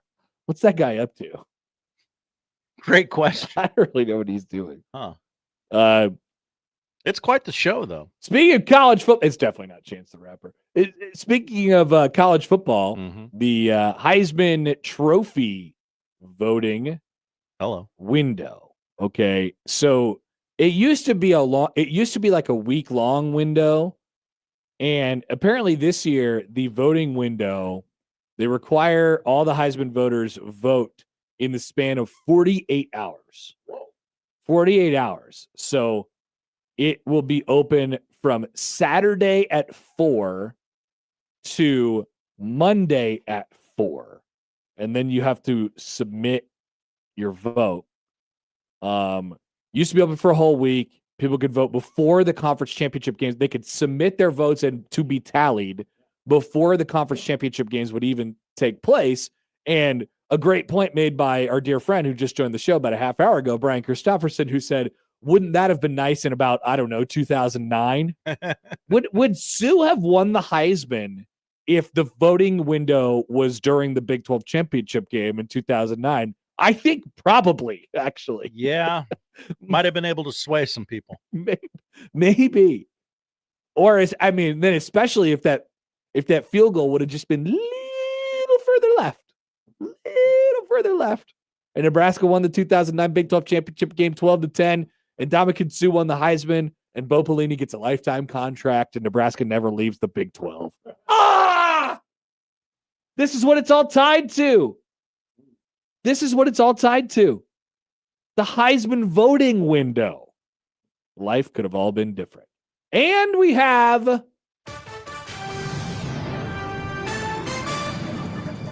no, this is not about the Penn State job.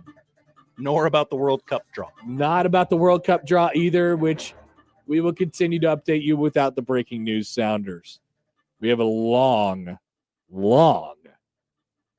message from Nebraska running back Emmett Johnson on social media. He lists a Bible verse.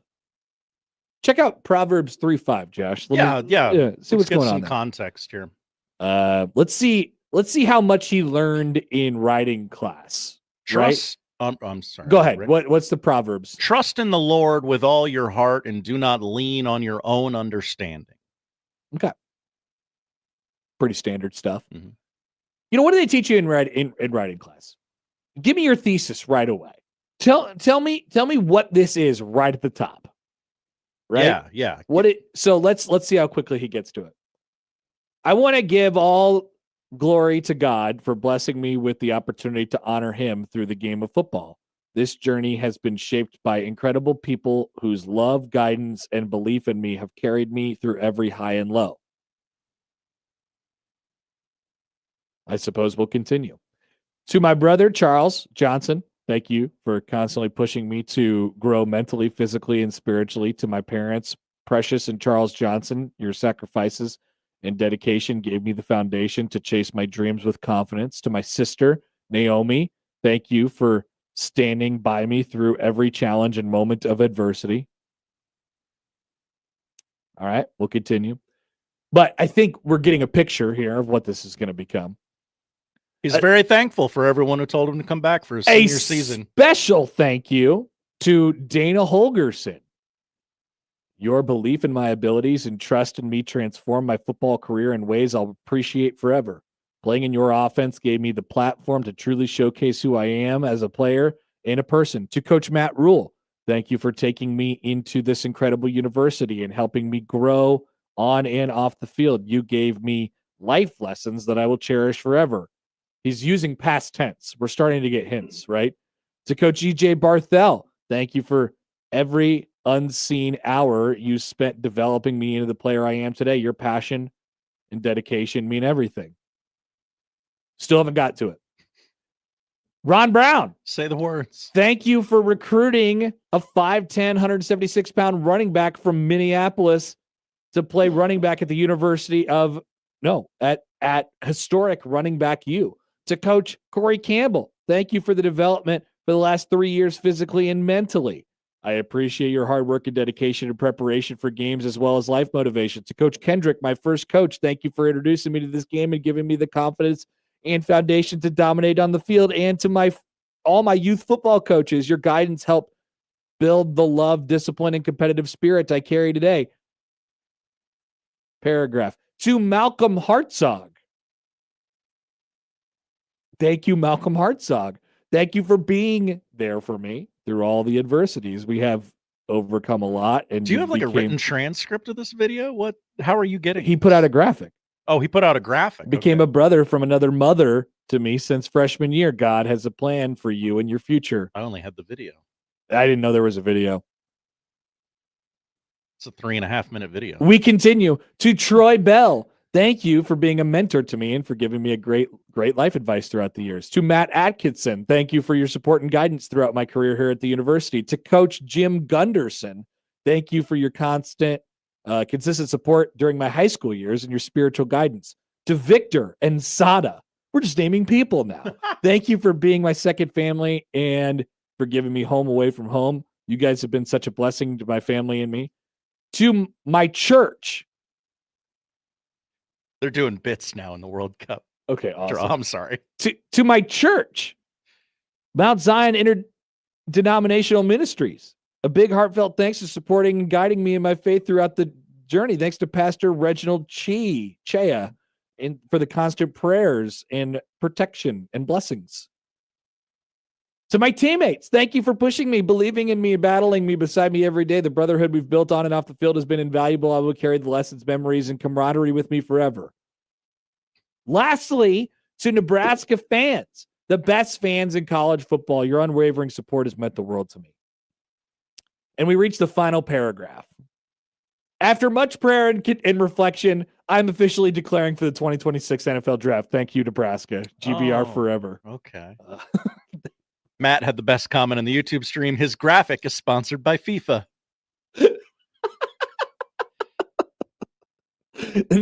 In all seriousness, I don't mean to make fun of it. But congratulations. No one gets to the NFL alone. That's very, very difficult. That's very difficult. I just think that when you declare for the NFL Draft, you should really have to put it at the top. Just rip the Band-Aid off. Seriously, we can take it. Just put it at the top. You could thank everybody afterwards, but you got to get to the thesis. Why are you here? Why are you here? It's because I'm declaring for the NFL Draft. And I am not coming back to Nebraska. That is the story here. You know, like it's a news story, right? What's the news? You go through writing class, a journalism class, and you say, what is the thesis of the story? A man saved another man from a burning building today in north central Omaha. That's the story, right? Absolutely. Okay. All right. I should drop it. Anyway, nice job. But Emmett Johnson's leaving. Only a half hour after Brian Christophers is like, I don't know. I think he's staying. So blame BC. BC tried to lead us astray. John writes in. Hi, John. Why did Emmett feel that he has to lie? Barthel had nothing to do with this. Also from the 402, no thanks to Scott Frost. Yes. No thanks to you, buddy. Notable. Stibbs in the chat. Hi, Stibbs. Didn't hear him thank the training staff or chefs at the training table or the concession workers at Memorial. Selfish. But he's going pro. So congratulations to him. I wonder what draft day will look like, or draft days will look like for him. I haven't seen the video. Is there anything notable from that? Did you watch it? I didn't, because you were rattling off all this text and I didn't know where you were getting it. And you said there's a graphic. I said, oh, there's a graphic. Okay. Husker Hefe writes in. Hi, Hefe. A terrible week for Nebraska. It kind of is.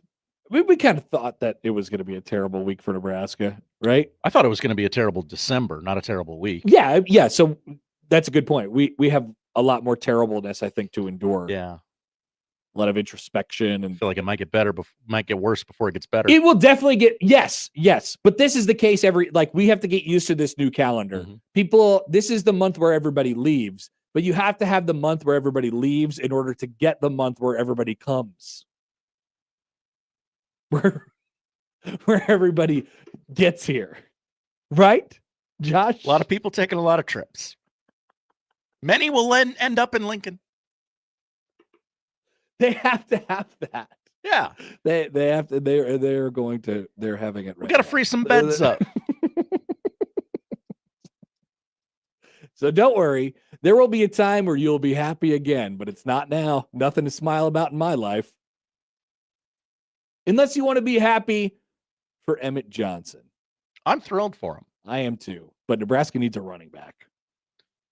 Badly. Do they need one or two, Connor? I don't know. They could get as many as they want. Oh, okay. I guess I hadn't thought of that. Yeah. They got they're down to at least he didn't go to the portal, so we don't have to have that nonsense, right? This is the best case scenario if he was leaving. Sure. They have Nelson and they have Mr. Mosey, and that is the story. There was the hurt guy this year, the guy who was hurt the entire year, and then the guy from Wahoo. So they have Nelson, they have Mosey, they have the hurt guy, they have the guy from Wahoo. And then they have the guy that they just got in this class. And that's it. Okay. So they're going to need a portal guy. They're going to need probably two portal guys. Somebody who's done it. My guess would be that there's probably going to be another one or two that enter the portal from that room, probably as well. So then, what happens at quarterback? Did you see Dylan Raiola at the airport with all of his bags? I did see him taking bags to Atlanta. People were telling us about the bags yesterday here on 1620 The Zone. A lot of his family lives there. Yeah, but that's a lot of bags, Josh. Is it? I don't know. I don't know how many. If you're someone like Dylan and you're going home for a month, how many bags do you need to go home for a month? But you're going home, right? You already have, theoretically, you have clothes there. I'll tell you one thing. If I was rich, which Dylan is, if I was rich, I wouldn't pack anything ever. I would just buy stuff. Well, he's okay. You know, I would just go. I would. Dave Ramsey hates this idea. No, yeah, it's a horrible idea from a financial standpoint. But I'm rich, Josh. I don't have to care about this as much as I don't. But the suffering of traveling is packing the bags and carrying through. I would, if I had $3 million. And by the way, a sponsorship deal with an apparel company, I would get on the plane with only the things that I had in my pocket. And then I would call Adidas and I would say, send me some clothes. I'm going to be home for a month. I left all my other stuff in Lincoln. And And then they'd try and be coy about it, like, "Hey, what color would you like them?" Yeah, just black, brown, something like that. Whatever. What just normal kind of clothes. I don't know. That's a lot of bags. One of those bags probably just had chains and turtlenecks in it. He's like, yeah, he's like giving chain. He's like, that guy. I don't know. I shouldn't say this. I'm not going to say it. Okay. But Dylan, just like the odd news in the Google searches. Yeah, I shouldn't say that. But I wonder, I just wonder how many bags I would pack if I was going home for a month and I was rich. No, I'll agree. Probably just not very many. I'll agree. 6 sounds like a lot of bags. It's a lot of bags. But 6 bags. I bet I'm just willing to go ahead and go on this limb. I'm lower maintenance than Dylan Raiola. And that's okay. Probably, but once again, like, what kind of maintenance are we talking about? I mean, he's probably got a lot of medications right now and boots and 6 bags. 6 bags. Well, one of them's just probably clothes. One of them's probably toothpaste, boots, chains, a toiletry bag. Hey, I'm higher maintenance than you are, Josh, and I spent a couple days in Vegas and I put it all in a carry-on. Oh yeah, I would never check a bag. And I love checking bags. Really? Oh yeah, I check the bag because I take direct flights. I check the bag. Oh yeah, I knew there was a flex in there somewhere. But what I really wanted to do was I wanted to just go home when I landed on the plane on Tuesday night because I knew it was going to be a problem for me. The worst part of every trip is waiting at the carousel in Omaha because for whatever reason there's only one plane that lands every 6 hours in that place, and it still takes 45 minutes for the stupid bags to get onto the carousel. Fix it. So I wanted to go home. And Pardon our dust. I thought that it would be a good idea for me to just not do a check bag that time. And I was right. It was a great call by me. Okay. I'm just saying 6 bags is a lot. And I'm higher maintenance than you, but I'm probably lower maintenance than Dylon. Almost assuredly. Yeah. I mean, one of them, you've probably taken that suit home. That Big Ten Media Day suit. Yeah. Probably taking that home. That's a suit bag. That's one bag. Kent writes in. I can't. This is what I'm saying. He says everybody's worried about the amount of bags. I'm like, dude has a driver. Why is he flying commercial? I don't know. That's a different kind of money. Like, you can't just get $3 million and then fly private. Like, your money's going to go away really quick if you're flying private. You got to teach your child hardships, right? And you can't fly private. He's probably like, look, I'm not letting you could bring 12 bags home, but you can't fly private. Yeah. So I'm a little worried about the bag situation. Got to be honest with you. A little worried about the bag situation. That's a lot of bags. Really? Yeah. It's a lot of bags, Josh. That's all. So it's an above average amount of bags. You pair that along with Emmett Johnson, and he's got his bags packed. He's going to the NFL. Mm-hmm. He's at gate A3. Take me to the NFL. Platform 9 3/4. He's off to the NFL. And then all of a sudden, Nebraska's offense is like, what's going on here? So this month is going to be hard. Pain coming. I don't know what's going to happen. I would like to hear your guys' thoughts. Hefe asks a question: are his bags Louis? Yes, actually, they were. Not a joke. The one on his shoulder was Louis Vuitton. How much do you think 6 Louis bags cost to buy from the Louis store? Great question. I mean, I don't even go in the I walked by the Louis store when I was in Vegas last week, and there was I'm not even going in there. I'm just walking by, and I'm like, whoa. There's only 4 things that you could actually buy from that place. I'm always amazed by those stores because they're so empty. Yeah.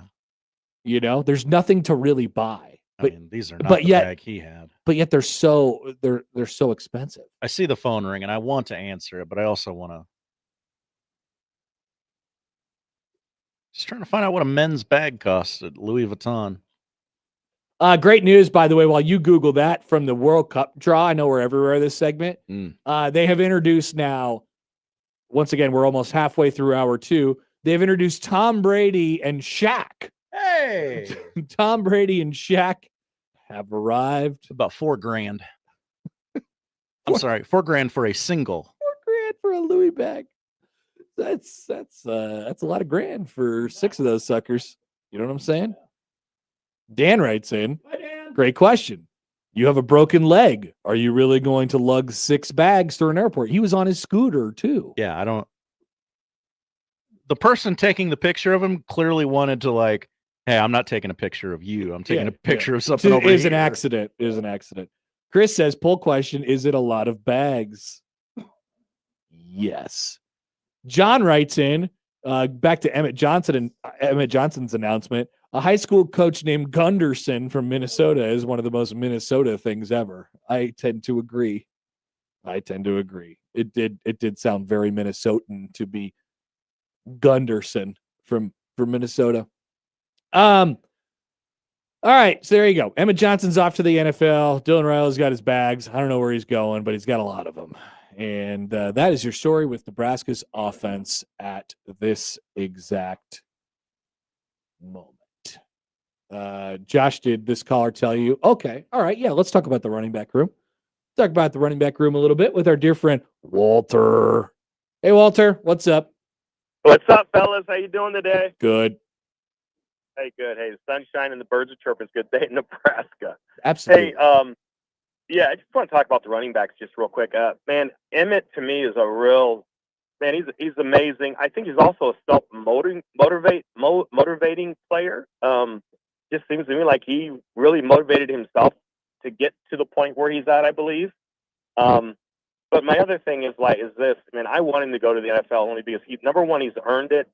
And number two, normally if you wait a year, it normally doesn't turn out the way it did the year that when you were a really hot, commodity to get drafted. So, and the other thing would be, we really need to build up this running back room. And if Emmett does come back, how many reps is other running backs going to get so we can start developing some other people like he was developed, and hopefully they're self-motivators. So just want to know your thoughts on that. And I appreciate the call. You guys have a great show. Thank you. Thank you, Walter. I appreciate it. I don't know. Like I go back and forth on obviously Nebraska needs to develop running backs, and Walter is right from the sense that the only way to truly develop them is just to play them. At the same time, if I could give the ball to one person, 150 times and they run for 1,500 yards, I don't care about any of the other people. And that's what happened this year. So I'm all for development. I'm all for Nebraska. But what's going to happen here is I hope what happens here is not that they lean on their development of those 2 other guys that played this year, Nelson and Mosey, and say, yeah, we're gonna lean into those guys and those will be our guys. And they developed enough under Emmett or whatever it was and then just say, yeah, those are our running backs. I hope that's not what happens. I hope they go out and get a running back who's really established and has ran for whatever amount of yards somewhere else and comes into the system, and Nebraska gives them, a blank check from a carries perspective and says, here you go. Your job. You're this year's Emmett. Go. I hope that's closer to what happened. That would be great. Real John Ross writes in Hi, Real YouTube, John Ross. YouTube. It's Mosey's Heisman next year. Is it chilling at his crib? Mark my words. If we get to the point where at any point Nebraska is trying to convince you that Jamar Mosey is going to be Isaiah Mosey is going to be the first, he's going to be this year's Emmett Johnson, we got problems. Oh yeah? Yeah. I think he's going to be a fine player in his career at Nebraska. It's just Nebraska needs to go out and get a portal running back officially. That's what, if you're looking at what this does for the roster next year, number one, you don't have Emmett Johnson. Number two, it clearly states that Nebraska needs to go get a transfer portal running back right now. Well, remember all the time we spent talking about RB2, Quentin Ives? Yeah. Oh yeah, Quentin Ives. Yeah, That's what about RB1 now? No, thank you. No, I believe that's how it works. Yeah, until the transfer portal guy comes in, and then he's RB1. That's what I hope happens. Damn well better. If Matt Rule comes out in like February and he's like, we're just going to roll it with Ives, I'm going to say, oh boy, we got problems. Tom Brady pulled the German ball. Yeah, there's definitely countries that are being selected right now, so that's exciting. Looks like USA's in Group D, but there's no other teams in it yet. The D boys. All right, we'll be back after this on 1620 The Zone.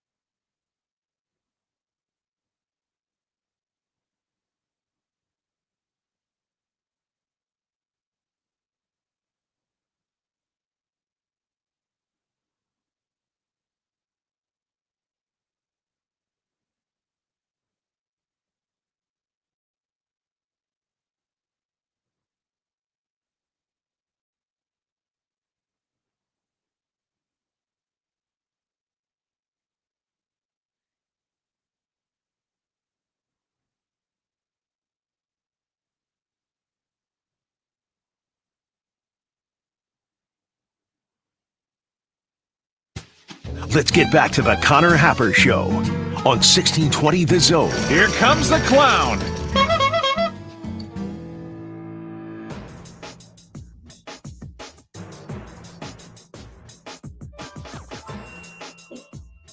All right, every group A to L has one country in it now. So they've cleared out pot one. Tom Brady picked all the balls in his pot. That means we can finally figure out who everybody plays, which is exciting. Yeah. Couple comments. First of all, a random one from Headley. Hi, Headley. Harvest Ched Sun Chips taste as if the goddess of cheddar gently kissed you on the lips with each bite. Can confirm. I could not agree more. And then a text from Greg in Myrtle Beach. Oh, hello, Greg.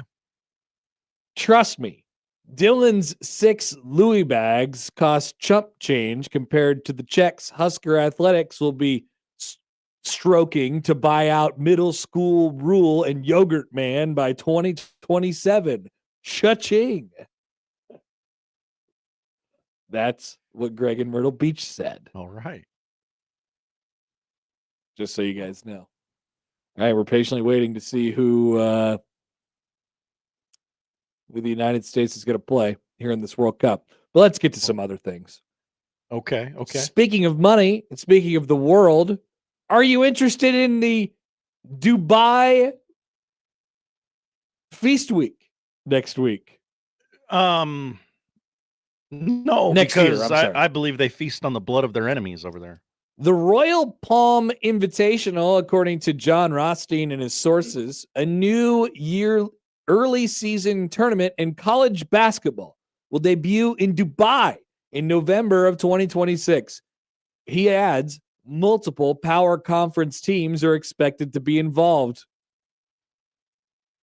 It was only a matter of time. It was only a matter of time. So what are they going to have to, just a ballpark estimate here, Josh? Let's workshop this. Okay. What are they going to have to pay these teams to be? What would make it worth it for a college basketball team to do this? Right. Okay. It's complete. Obviously, I mean, obviously it's the travel and the food and the like. They don't want to be worried about any of these things because it's already a hassle for them to get to Dubai. But and also you have to manage the idea of the risk involved in going to Dubai for any portion of time, not only for your team there and then, but also like when you return, the travel restrictions and the constraints, and what it might do to your team afterwards. And you're going to need to carve out at least a full probably 10 days of your season just for this. And then the recovery from this.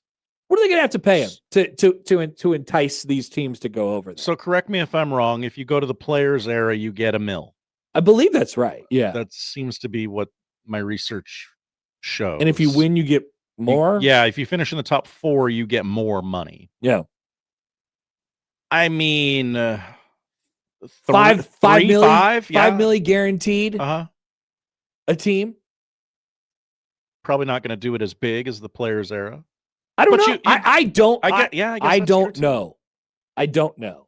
It's you like think of how everybody was making fun of the Players era for being soulless this year because it stole these teams from the other tournaments just by buying them out and paying the money. You ain't seen nothing. And there's no fans there, right? You want to see soulless. This is it. Get ready. This is the exact no fans are I don't know. Like I mean Nebraska could be invited to this, right? If you're Nebraska, are you going to Dubai?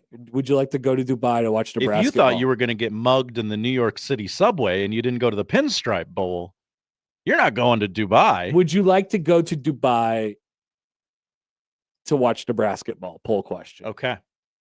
Put it out there. By the way, the other team that's in Group D with the USA is currently being selected by Shaq right now. Oh, the Swiss. Is that the group? Sorry, I literally turned around and saw he pulled the Swiss. Maybe this is, but that would be B with. Yeah, this is with Canada. Yeah, there you go. Okay, never mind. We still got 2 more balls left to choose before that. But as we have learned, yes, teams will take the money and they will take the invite. All of the other MTEs, as they're calling them, have died, with the exception of the Players era. There's a few others that are still like alive, but like it's sad. Because it's not the way you remember them. Yeah, Maui's not going to pay you money to go to Maui. They don't have that. The it's not even the Maui Jim Maui anymore. Yeah, they just don't like. They're not gonna pay you to be there. They're going to pay you in the idea that you could have a good time and play other good teams. But if there's no good teams, then is it a really good time at all? Probably not. Great question. Probably not. And so there will be some teams, apparently high major teams, who take this offer and they say, let's go to Dubai. Here's the team. The The U.S. and Australia will be Oh. in the same World Cup group in 2026. Can you believe that? That's probably not great. I don't know. Are they any good? I don't know. I mean, there were some better opponents on the board. Iran, Senegal, Korea had already been picked. USA and Australia, currently the two countries in Group D. Looking forward to it. But anyway, yes. Yeah, Dubai. This is going to happen. It's going to be a big deal. They're going to hook up with a television network and yeah, get okay with it. It's going to happen. Yeah. From that perspective, it's going to happen. You don't have to be okay with it existing or happening, but like come to peace with it is going to happen. What if Nebraska ball does it? Because Creighton's locked into players era now, right? For like the next 20 years or something. It's 5, I think. But yes, it's 5-20. They're doing the players era. If Nebraska ball got offered $5 million to play in Dubai for a one-time tournament, right? Maybe you sign into a 3-year deal and you could make 15 over 3 or something, whatever it might be. You'd be thrilled about the influx of money to your program, right? I think so. Yeah. I think so. Because if you're not in the players era right now, it's just, you could view it as just money left on the table. And you're a high major program. You're not in players era right now. It's just money that you don't have that soon to be 32 other programs do. You're behind. So I would assume this is going to turn into everybody who's not in the players era is going to be in Dubai. And then that's it. Michigan State, UConn. And then all the other tournaments will just be made up of mid-majors and low majors. And the lower ones that already have the low majors will just probably cease to exist. RIP Battle for Atlantis. No, that one's an okay one. That's an okay tournament. Okay.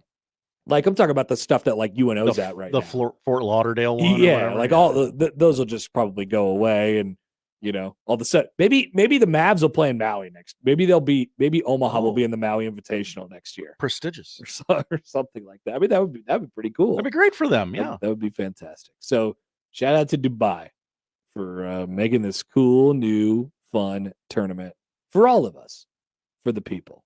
Whoa. Well, what? Okay. We're bouncing around here, though. Go ahead. Some of those FIFA World Cup games, some of them are going to be played at Arrowhead. Yeah. 2 of those in Group J will be at Arrowhead, and the team in Group J right now is Argentina. Whoa! Kansas City, here we come. My kid's going to say, hey, can we go see Messi play? The answer is no. No. Do you happen to have $1 million? I do not. Famously. What? So where is US potentially playing? Great question. I didn't know that the groups had locations attached to them. There's some soccer fanatics that are honks. Yeah. Let's see. Group D. Waiting on it to load. LA, Seattle, San Francisco, and Vancouver will host Group D, where the Americans are currently slotted. West Coast? West Coast, baby. Are you kidding me? SoFi, Levi's, Lumen, and BC Place. And then what are the, give me some more host sites, by the way. Oh, yeah, we can figure that out. I know there's New Jersey, 16 cities in 3 North American countries, New York, New Jersey, Atlanta, Dallas, LA, Miami, Toronto, Vancouver, Guadalajara, fun to say, Mexico City, and Monterrey. The opening match will be in Mexico City. Okay. By the way, I just got a text from one of my friends who's a soccer honk who's saying, pretty sure that Messi isn't playing for Argentina anymore. Oh, no. Team anymore. But he adds, since he plays for Miami, he might. So I don't know. I don't know what the status of that is. Either way, big brand. Yeah, that's true too. Like the Yankees of international soccer or something like that. Something close. And Andrew says the U.S. games will be 2 Los Angeles and 1 Seattle. That makes sense.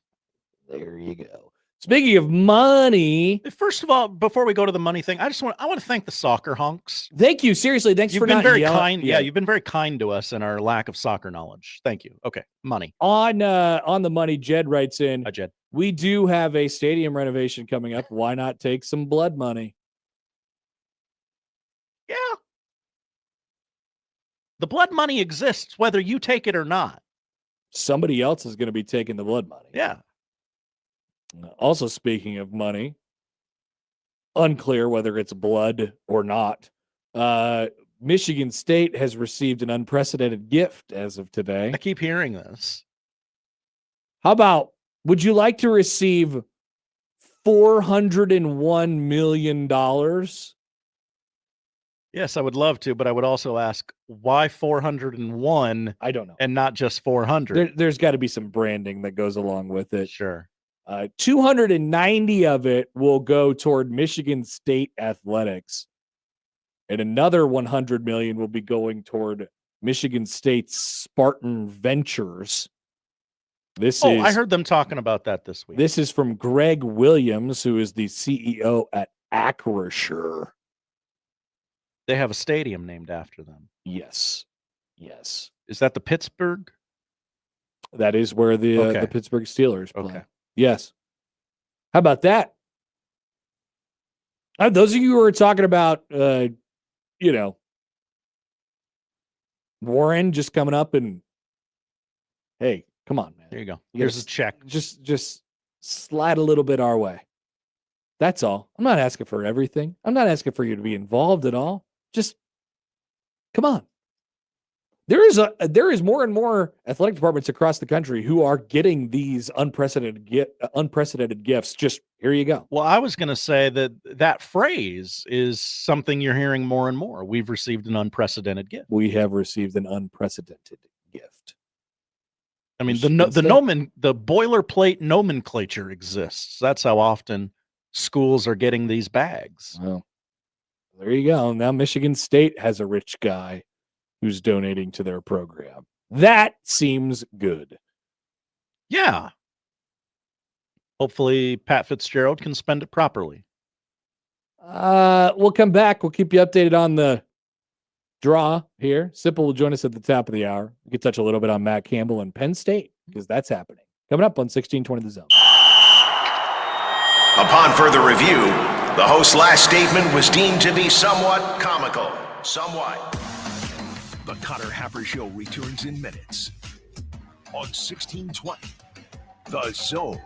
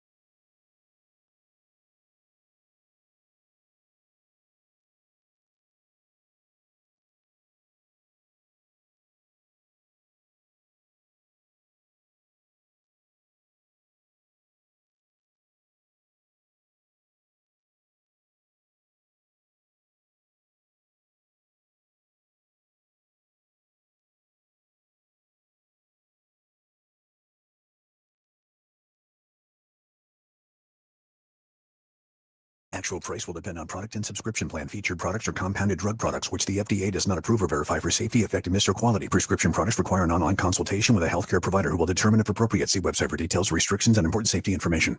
Want a boost in and out of the bedroom? Hims has you covered. Introducing a new 2-in-1 approach to level up your game. Tadalafil for better bedroom performance and zinc for testosterone support. Put it all together and you've got what you need to turn things all the way up. Getting started is simple. Just go to hims.com/radio to start your free online visit. Through Hims, you can access ED treatments, including pills, chews, and more, 100% online. No office visits, no pharmacy lines. Just fill out a simple intake form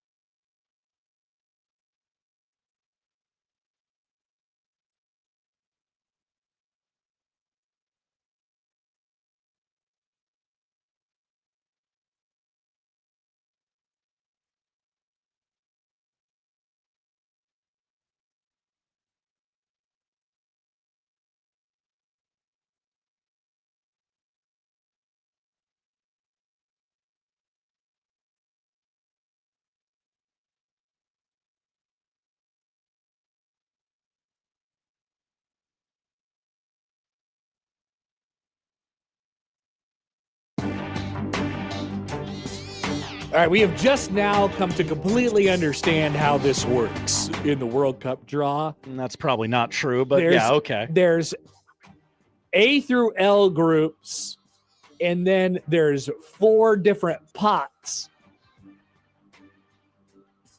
that are assigned to each of the groups, and it's based on like quality of team, right? So currently Group D, featuring America, has Australia and Paraguay.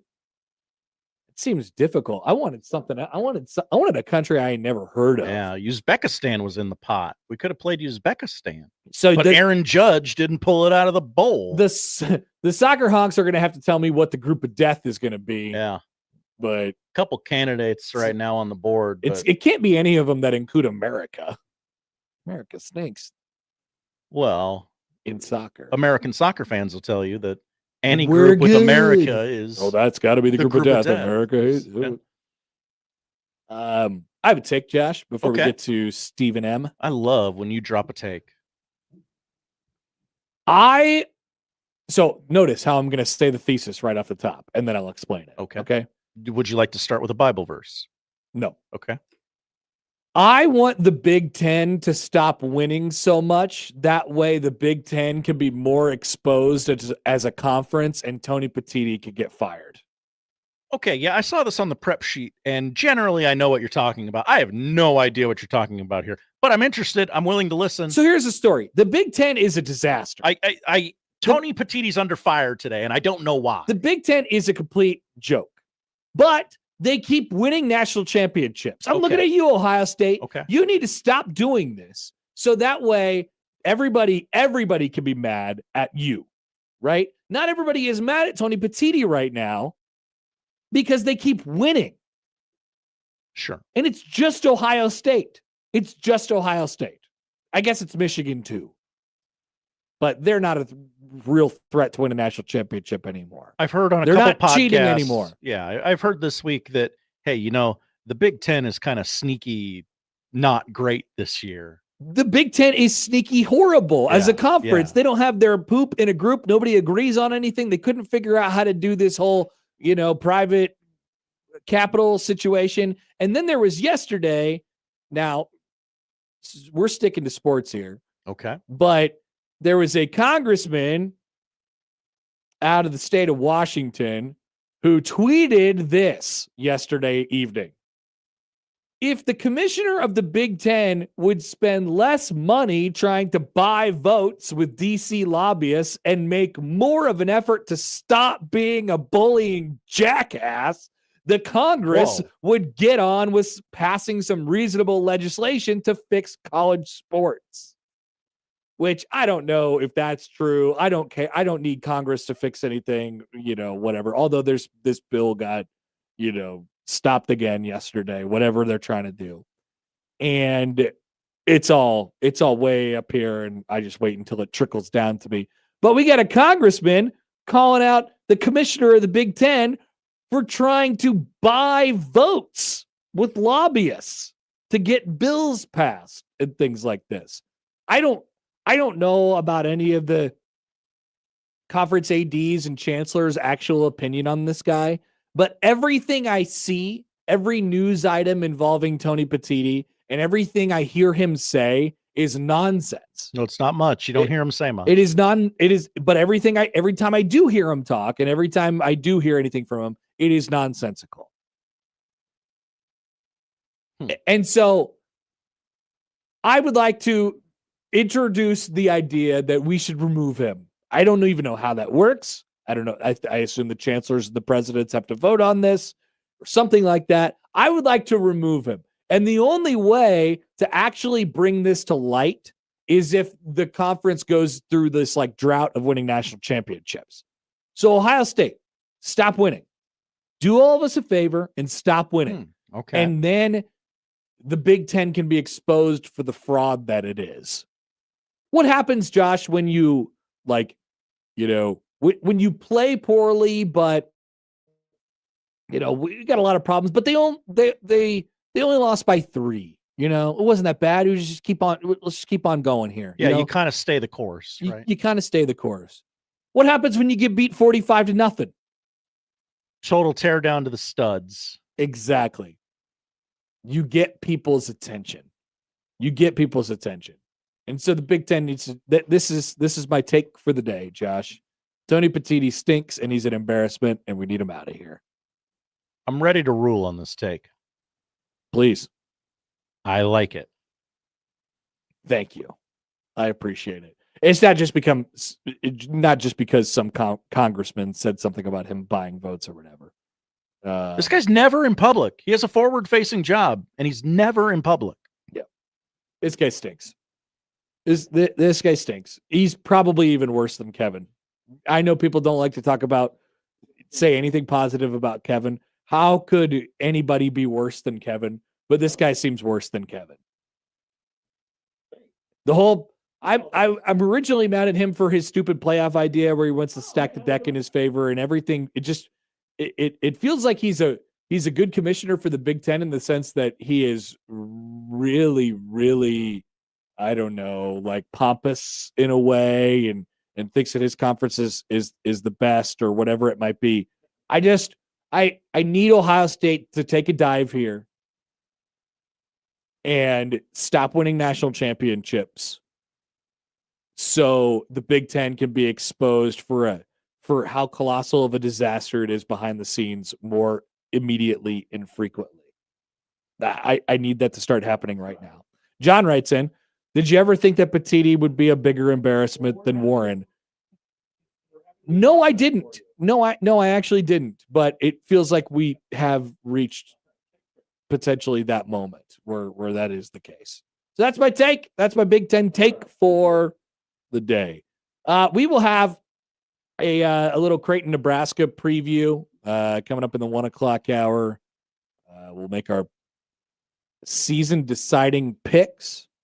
We never got around to talking about LeBron. Maybe we could do that. This is actually a good way to talk about it with Sipple because Sipple once loved LeBron and then hated LeBron. And he loves basketball. And he loves the NBA. He does. So here's a question that guy for keeps you. on surprising me. Okay, go ahead. Is LeBron washed, or is he the most selfless and honorable man in the history of basketball for doing what he did last night, which is purposefully ending his billion-game streak of scoring 10 points or more in every single game when he had a chance with his team tied, the ball in his hands in the final seconds of the game. And what did he decide to do when he was sitting on 8 points? He passed it for a made three in the corner to seal a win. I mean, really a storybook ending. Yeah. A storybook ending to a streak. If your streak has to end, what better way? LeBron constantly just making the right basketball play, regardless of if he's old or has a billion-game streak of 10-plus points. He doesn't care. He's just making the right basketball play. And now he gets to have the martyr baton forever and ever and ever. That's right. So congratulations to LeBron. Would you agree? Yeah, I think it's great from LeBron because if Rui makes a shot, you're a hero. If he misses it, you will forever have. Well, I would have made it. If he missed it, it would have went to overtime and he would have got the record. He would have continued. Oh, the even streak. Better cover. Yeah, I guess I didn't know that. Yeah, I think it was tied. Yeah, from what I sure. saw. Yeah, it was a game-winning shot. Yeah. Yeah. Wow, what great cover! He had. I assume all of those things buzzed through his head in that exact moment last night. Very quickly. LeBron said after the game, it was really the perfect way for the streak to end. And I couldn't agree more. Way to go, LeBron. Nice job. We'll be back and talk about LeBron and John Butler and all the other things with Steve Sipple, HuskerOnline.com, on the Connor Happer Show on 1620 The Zone.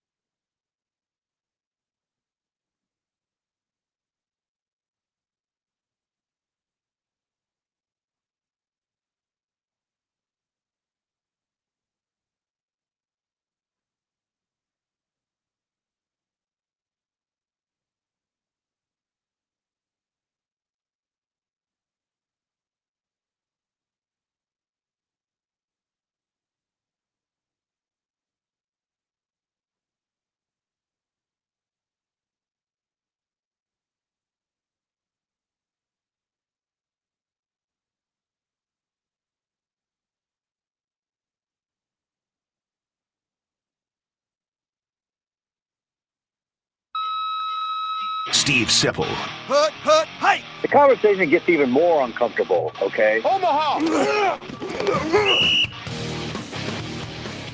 Steve Sipple on the Connor Happer Show on 1620, The Zone. All right, we are now past 2 hours in the World Cup draw. We're drawing to It the ran end. long. It ran long. Probably those performances had something to say about that. And we still don't know the final group in America's group. USA, Paraguay, Australia, and someone from pot 4 yet to be selected. It's going to be Ghana. Didn't we play Ghana in that one World Cup? We played Ghana. I think we beat Ghana. Oh, yeah? That one year we went to the knockout stage. I remember this is, I'm thinking like 2010. Ghana eliminating the U.S. in the 2010 round of 16. We lost to Ghana in the knockout stage, though, and in 2010. Ooh, am I a ball knower? And the USA getting revenge in the 2014 group stage. Oh, man, I really am. I know my cup. Wow. I know my cup. Steve Sipple from HuskerOnline.com joins us now on the Prairie Flower Casino Zone hotline. Hello, Sipple. So we're doing, is there some World Cup news? The World Cup draw is happening live right now on television. Way to expand your horizons. I know it's the only, we don't get much live sports on during the day during our show, so we take what we could get. Oh, and where are they showing that? It's on Fox, Big Fox. Okay. Wow. Any interest in the World Cup this year? Yeah, I mean, I'm not joking around. I love the World Cup. I love watching it. I do. I mean, I fell into that many years ago and enjoy it. Looks like, by the way, Group D will be made up of the United States, Paraguay, Australia, and the winner of a play-in game between a variety of different countries. So I've always been. Yeah, I have a friend who moved to Paraguay, and it's like a spot I've eyed as a possible, late retirement, waning years. Would you like to give us any more information about your friend from Paraguay? No, he moved there because of some legal issues. And no, he did not. You do not have a friend who ran from the U.S. who lives in Paraguay. Absolutely, I do. Yeah. No one moves to Paraguay on their own accord. Cheap, I will tell you that. It's very easy. It's very cheap living. You can live there for about $1,000 a month. There's no active, nobody's looking for this person, right? No. No. No. All right. That was very convincing. When you say nobody, I say nobody, by the way. All right. He's a friend. No, I love him. All right. What else is going on? We were going to ask you about LeBron. Did you see what LeBron did last night? I saw that he didn't reach 10 points. He did not reach 10 points because he had the ball with the game tied in the final seconds, and he passed it to a game-winning shot. He could have scored, got his 10 and won, but he passed it for a more open shot, thus leading to a Lakers victory. I wanted to get your thought on that. I mean, LeBron is a team-oriented player, and he always has been. You've never heard, I've never heard it. Maybe you have. I've never heard LeBron's selfish. You don't hear that. No. I don't know that he's ever been a selfish player in all of these years. In fact, there was early in his career, I thought he did what you just said he did way too often. He deferred. Yeah, he deferred. You think, and I'm sure that But people NBA say Kyrie took the biggest shot of his career. Right. So I'm sure that there are people listening right now that follow the NBA closely that are nodding their heads and saying, yeah, he's right. Early in his career, he deferred way too much. And it was a knock. I mean, I would always say, no, he's got to start. He's got to start taking over late. But then he did. Then he became that guy. But he's always been selfless. It's funny. This is actually a real conversation. You're right. I mean, I don't recall that many late game LeBron off. I mean, the one shining example of LeBron making a clutch play was a defensive play, a chase down block in the NBA Finals, and then the offensive plays that propelled him to championships and the shots were not made by him. They were made by Ray Allen and Kyrie Irving, which is kind of crazy. Yeah, now he's made his share of clutch shots, but mostly it was not early in his career. It was as his career went on. Interesting conversation. I didn't know where you were at on LeBron these days. That's why I asked. I respect him. It'd be impossible to disrespect LeBron for given what he's done. And the thing I admire most about him is the longevity and, just ability to play at this age. And always, he never is hurt for a long period because he takes such good care of himself. Yep. Which I really like about him. Okay, what about John Butler? I don't know where you're at on John Butler these days. I never had too strong of an opinion on John Butler. I guess in a sense that's damning, but I never thought he was doing a terrible job. I never thought he was doing a great job. I thought it was a sort of a curious conversation with Butler because they were ranked, it was a top 25 defense technically, but when you watched it, it didn't look like a top 25 defense, but statistically it was, or is. It is a top 25 defense, but it's not a good run stopping defense. It's 114th nationally when you look at yards per carry surrendered. So I don't know. I didn't think it was a great fit. You would say, well, why didn't you say it? Well, why didn't you say that when they hired him? Because here's why. Because I try to give guys a shot. I want to. It's possible that it could have worked. Yeah, 100%. So, but now that we have a full season to assess, it didn't look like a good fit, and it really looked poor in the last two games, as Rule mentioned. Yeah, well, that's what I was going to ask you. What happened in the final 2 weeks of the season to the defense? Why did it change? I mean, obviously, some of the credit goes to the teams that you're playing and the styles that they played, but what happened on that side of the ball in those last couple of weeks? Well, it didn't just crop up. Remember, Michigan hammered them on the ground pretty well, right? You would say Minnesota. Remember Darius Taylor? Mm-hmm. He hammered them on the ground. You could say Northwestern, I think, put 172. Look it up. They kind of hammered Nebraska on the ground. USC went over 200 on the ground. So no, it didn't happen. It just wasn't quite as pronounced. And they didn't lose. What was the final score of the Penn State game? 37-10. You got it. 40-16 to Iowa. So that was, I mean, coupled with the fact that those teams were physically imposed their will on Nebraska. Then you couple that with the lopsided nature of the scores, and it was too much. And then there was that element that Rule referred to on Monday about, don't criticize the players. You can do a lot of things with me, but don't criticize the players. And I think that was obviously directed at Butler. It was clearly directed at Butler. So I think you have if you listen closely, you have a pretty good picture of why Butler's no longer the defensive coordinator. You're right, by the way. 172 against Northwestern to nobody's surprise. Expert stat recaller Steve Sipple.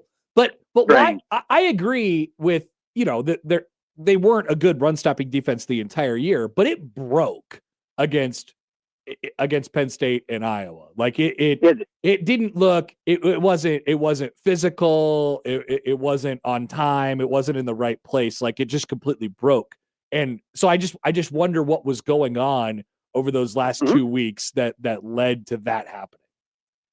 Well, I mean, one thing that was going on, and Matt talked about all these things that we wonder about, or Matt addresses pretty well. Like he said they didn't play hard enough against Penn State and Iowa. You could see that, we could see it. Layman, I could see they didn't play particularly hard. Penn State was the one that was more pronounced to me. I mean, I don't know, you kind of personalize these things a little bit, but I remember telling Rob, and we were sitting up there in the press box, and it was midway through the second quarter, and he said, "What are you doing?" I said, "I'm writing my column." He goes, "Well, it's pretty early." I said, "No, this thing, I know where this is going." I mean, it was evident. I had that column done before the game ended. I mean, you knew where that thing was going, and that's not good. I only bring that up because that's how pronounced it was in the trenches. That there's no way they're going to come back and win that game. There's no way. I mean, you could see it. You could see it midway through the second quarter. And that's a problem now. What I'm saying is, the reason I bring that up is because that's a major problem. If a guy sitting in the sky, which you are at Penn State, you're so far from the field, you barely even know what's going on, but you can see that it's that lopsided, that you know the result. Okay? That's a problem. Oh yeah. I mean, I could see it on TV. I wasn't sitting in the sky, but I was watching on TV. I mean, they were soft in both that game hammered. and in the Iowa game for sure. Okay. So did anything about what Rule said sort of inform, not only tell us a little bit about how it went in the final couple of weeks? I am very distracted by this World Cup situation right now. I'll tell you about it later. Did any of it inform what is going to happen going forward with the defense and with that position, the coordinator in particular? Well, yeah, he laid it out pretty well. He's not worried about scheme. He's looking for a coach that can draw fire and physicality out of that unit. I know where that search goes. It's pretty early, and you haven't really heard much in the way of names that you can say, yeah, that he's definitely has a shot or whatever. But no, I think you have a decent feel. The things you wonder, would they maybe want to go more? I know what I just said, that he's not worried about scheme, but I wonder if it makes more sense to go to an even front, just a heavier front, where you could play, for instance, Winery on one end and Keona Davis on the other. That would make a lot of sense to me, and not play a nose, because I don't know that they have a true nose. Maybe they will after they go in the portal, but those are the things I wonder. But I think if you're a fan, just keep an open mind on it and see what he comes up with. What's your sense on what the next couple weeks look like for Dylan Raiola? That's a great question. I don't. Boy, it's just that the business part of it is why I hesitate. I was thinking about just a second, and literally just there's a lot of things this time of year that are crossing through a football writer's mind, because there's a lot going on in the program. And one thing that just shot through my mind is this quarterback matter. It's largely just a business deal now, right? Like, they're just trying to figure out how to make it work from a business side. So I don't know how it's going to shake out. I can tell you it hasn't shook out that I know of. When does it have to shake out? I think there's some level of urgency, but it doesn't have to happen today. Now, if Dylan were, I don't know, I'm thinking out loud, which is really scary. But if Dylan were healthy and they start bowl practice Monday, you might have a degree of clarity, because somebody'd have to go out there with the ones, but now you don't even have that. In fact, you don't even have Latif. So you won't have Latif out there because he's not ready to practice yet because of the hamstring. So it's just, what it is to me is this sort of dance that they're doing now, the Latif, Raiola staff, just say Stewart / Rule. You got to kind of do this dance, and we'll just see what happens as the music plays. Well, now also you have the news today that Emma Johnson is going off to the NFL, which would almost, that guarantees he's not obviously going to play in the bowl game for Nebraska either. So then you have that. How high does the level of importance go to now that Nebraska gets a quality running back in the transfer portal? Oh, I would say it behind the line acquisitions. I think the number one priority is just trenches. You just group that together, O-line, D-line. I'd say D-line, O-line. Number two is running back. And it'll be, I imagine, a fairly high-priced running back. Another Charmore Brown. I wouldn't be surprised if Charmore Brown resurfaces as a possibility. His snap count waned as the season progressed at Miami. It's that type of runner you better get. You better get a reasonable facsimile of Emma Johnson, which obviously is going to be way easier said than done. Can you get a guy that's going to lead the Big Ten in rushing? I don't know about that. But you better get a definitive number one type guy. Yep, no doubt. So Sipple, what was going on, by the way, was the Village People were performing at the... No, really? Yes. Yeah, really. They were doing a live performance of YMCA to finish off the draw for the World Cup. What was their latest big gig? What were they a Super Bowl act? Josh, could you add any context here? I don't think so. I don't think they ever did the Super Bowl. They've had a recent, or maybe they're just in Lincoln. It seems like they're in. They're at your Super Bowl. maybe Pinewood Bowl. I don't know. Anyway, it's good to see them still. That's amazing. Those bands from. Listen, I had the Village People album in the 70s. And they're still doing it. I guess. Yeah. It's amazing. All right, Sip. Well, enjoy your weekend. Great to talk as always. Yeah, thanks, guys. Have a good one. Okay. Steve Sipple from HuskerOnline.com. Any updates on the Village People in their last gig? I don't think it was the Super Bowl. They performed at a rally before the 2025 Super Bowl. Okay. There you go. That's probably what Sipple was talking about. Might be the connecting point there. Also, what an amazing interview we just had. I got a friend who lives in Paraguay. You just had to get away. Flee. And good stuff on the DC and Raiola. So people are saying that America's group is easy. Yes. And we are going to win. Are we going to win, Josh? So a trophy was presented to the president. Yes. And now America has what soccer aficionados are calling an easy group. Oh, yeah. So bring it, baby. That's what I'm talking about. Look, I'm just regurgitating the internet here in front of a microphone. Okay. Once again, the United States group is going to be Australia, Paraguay, and the winner of Turkey, Romania, Slovakia, and Kosovo. That's what's going on. Mm-hmm. That is they're telling me that it's a favorable draw. Yeah. I love a favorable draw. Travis writes in. Hi, Travis. Nebraska also had an easy group this year, too. That's true. You don't guarantee anything. So there's really only one.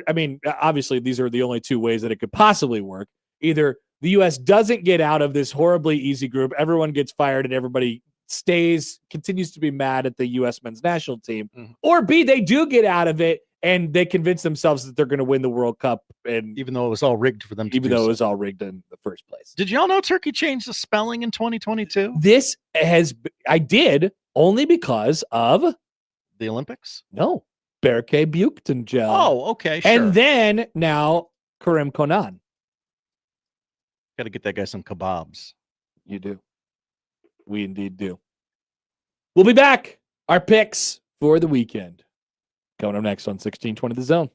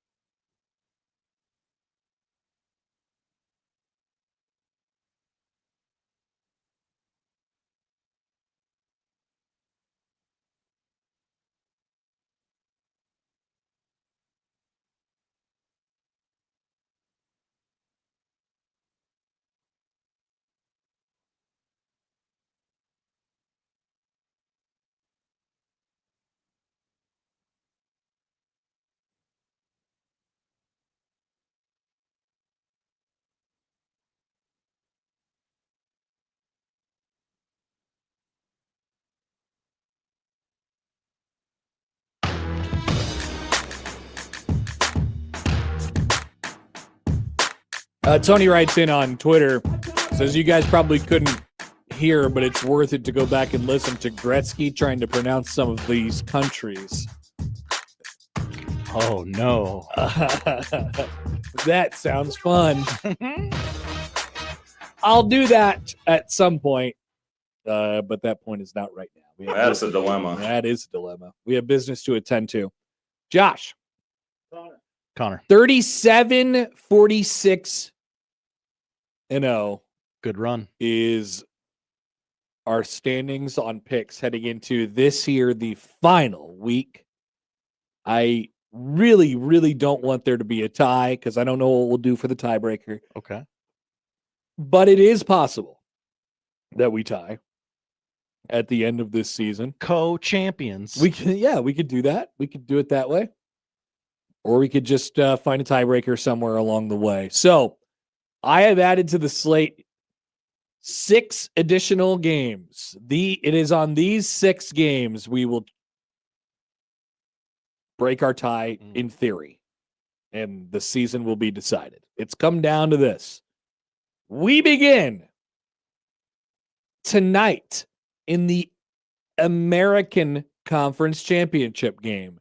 It will be hosted by Tulane at Tulane's home stadium. Oh, okay. Where number 24 North Texas is a 2.5-point favorite at Tulane. 7:00 on ABC. Josh, you won picks last week to tie, and you get to choose. You get to select the AAC champion first. Well, you could just pick it against the spread. You know, Vegas is telling you one thing. I'm going intangibles here. I'm going against the school of thought. Give me Tulane here.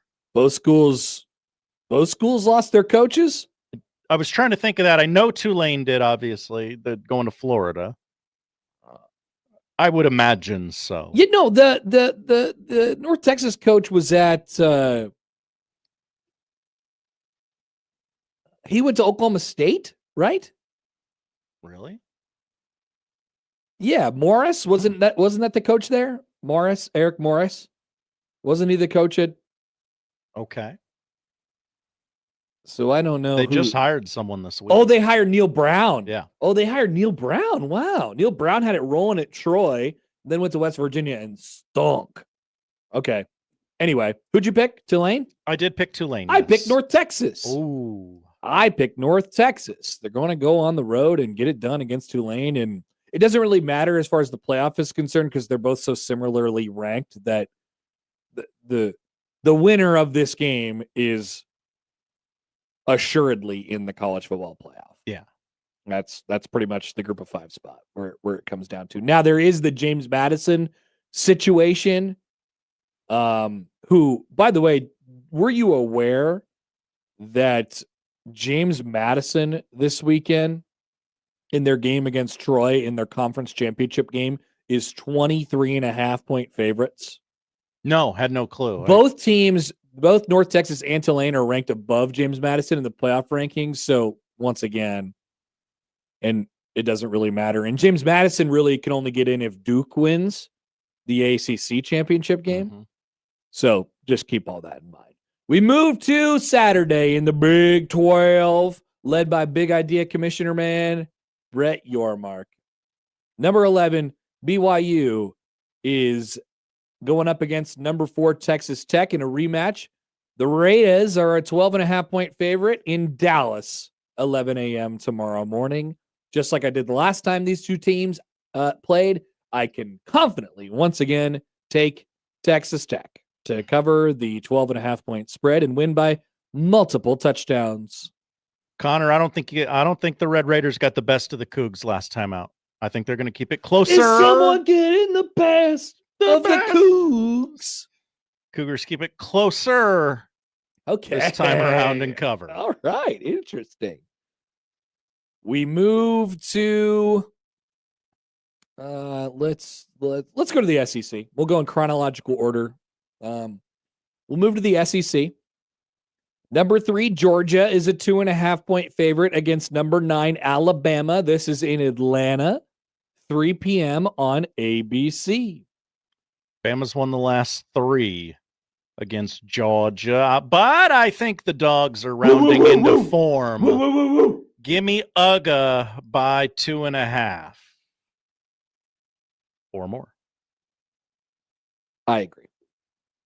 I was gonna switch it up on you and go Bama there, but give me the Dogs. I'll be barking. Let's go to the ACC championship game. Duke, potential spoiler of everything, with nothing on the line, really, except the sport, except for the ACC championship game. If they win, it's great for them, but they don't get to go to the playoff. If they lose, everybody expected it. Virginia, number 17, is a 3.5 point favorite.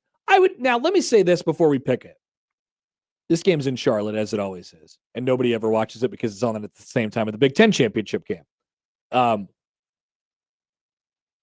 Looking at these playoff brackets and seeing Virginia in there with everybody else is almost more offensive to me than having like Tulane and James Madison both in. I don't want Virginia in this. I hear what you're saying. I don't want Virginia in this. So I'm saying go Duke in this situation, and it is my turn to pick. Mm-hmm. So I will take Duke to cover the 3.5, and I don't know about win, but I'll just take them to cover the 3.5 and hopefully throw the whole thing off. That sounds awesome, actually. Connor, these teams met 3 weeks ago in Durham.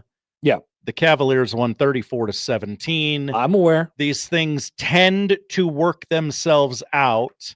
Give me Virginia minus 3.5. What do you mean these things tend to work themselves out? You're talking about the playoff things? Oh my gosh, this is the nightmare scenario, and we get right up to it. I don't know who it's a nightmare for. It's a nightmare for Duke. It's bad either way.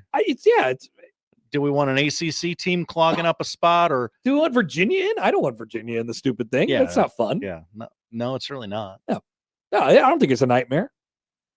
Let 2 group of 5s in. I'm fine. I'd be okay with that. I'm Piss very off cool. Will Compton. Yeah.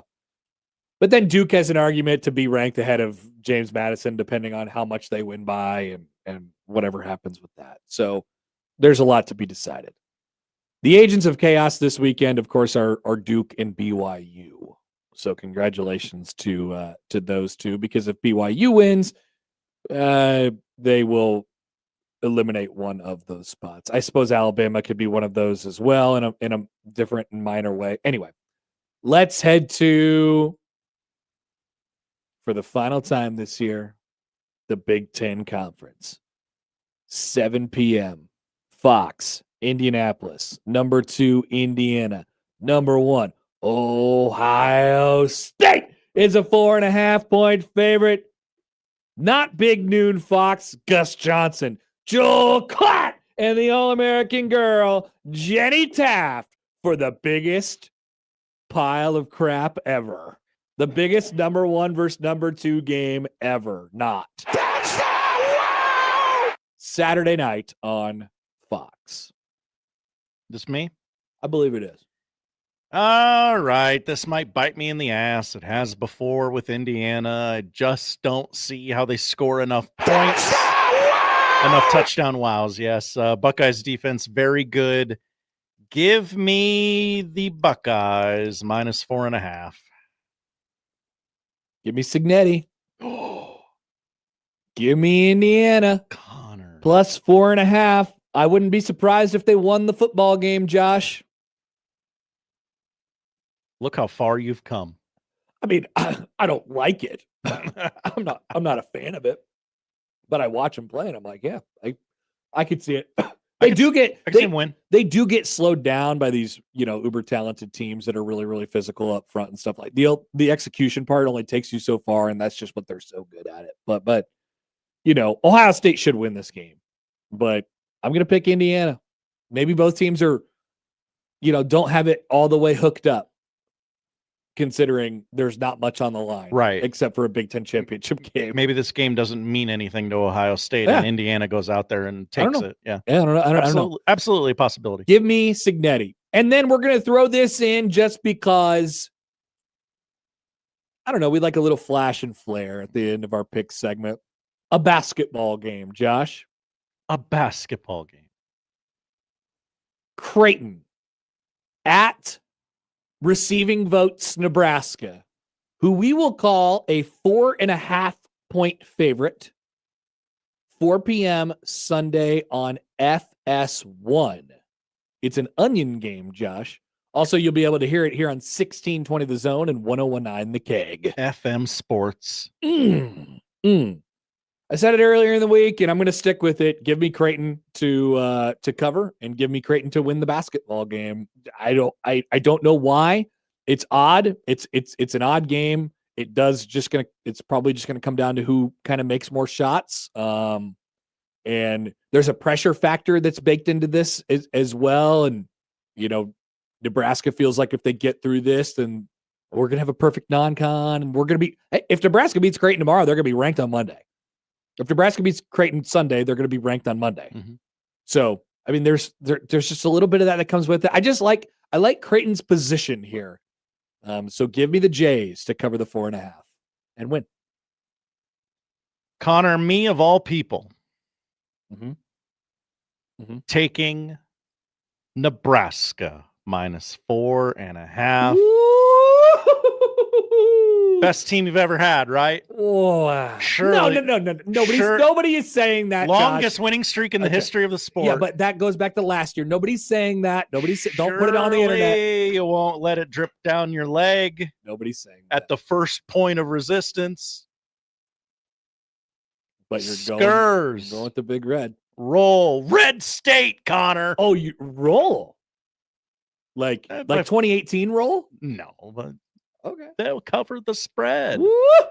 We're on a lot of opposite sides. Crown champions. Excellent. I'm excited. I'm excited to see what the actual line will be like on Saturday. When it comes out. We'll be back and we'll get to the poll questions and we'll tell you what to watch next on 1620 The Zone. The Connor Happer Show. Who's pitching tonight? You Darvish, having a great year. The Connor Happer Show. I know about that guy. On 1620 The Zone. What a mess.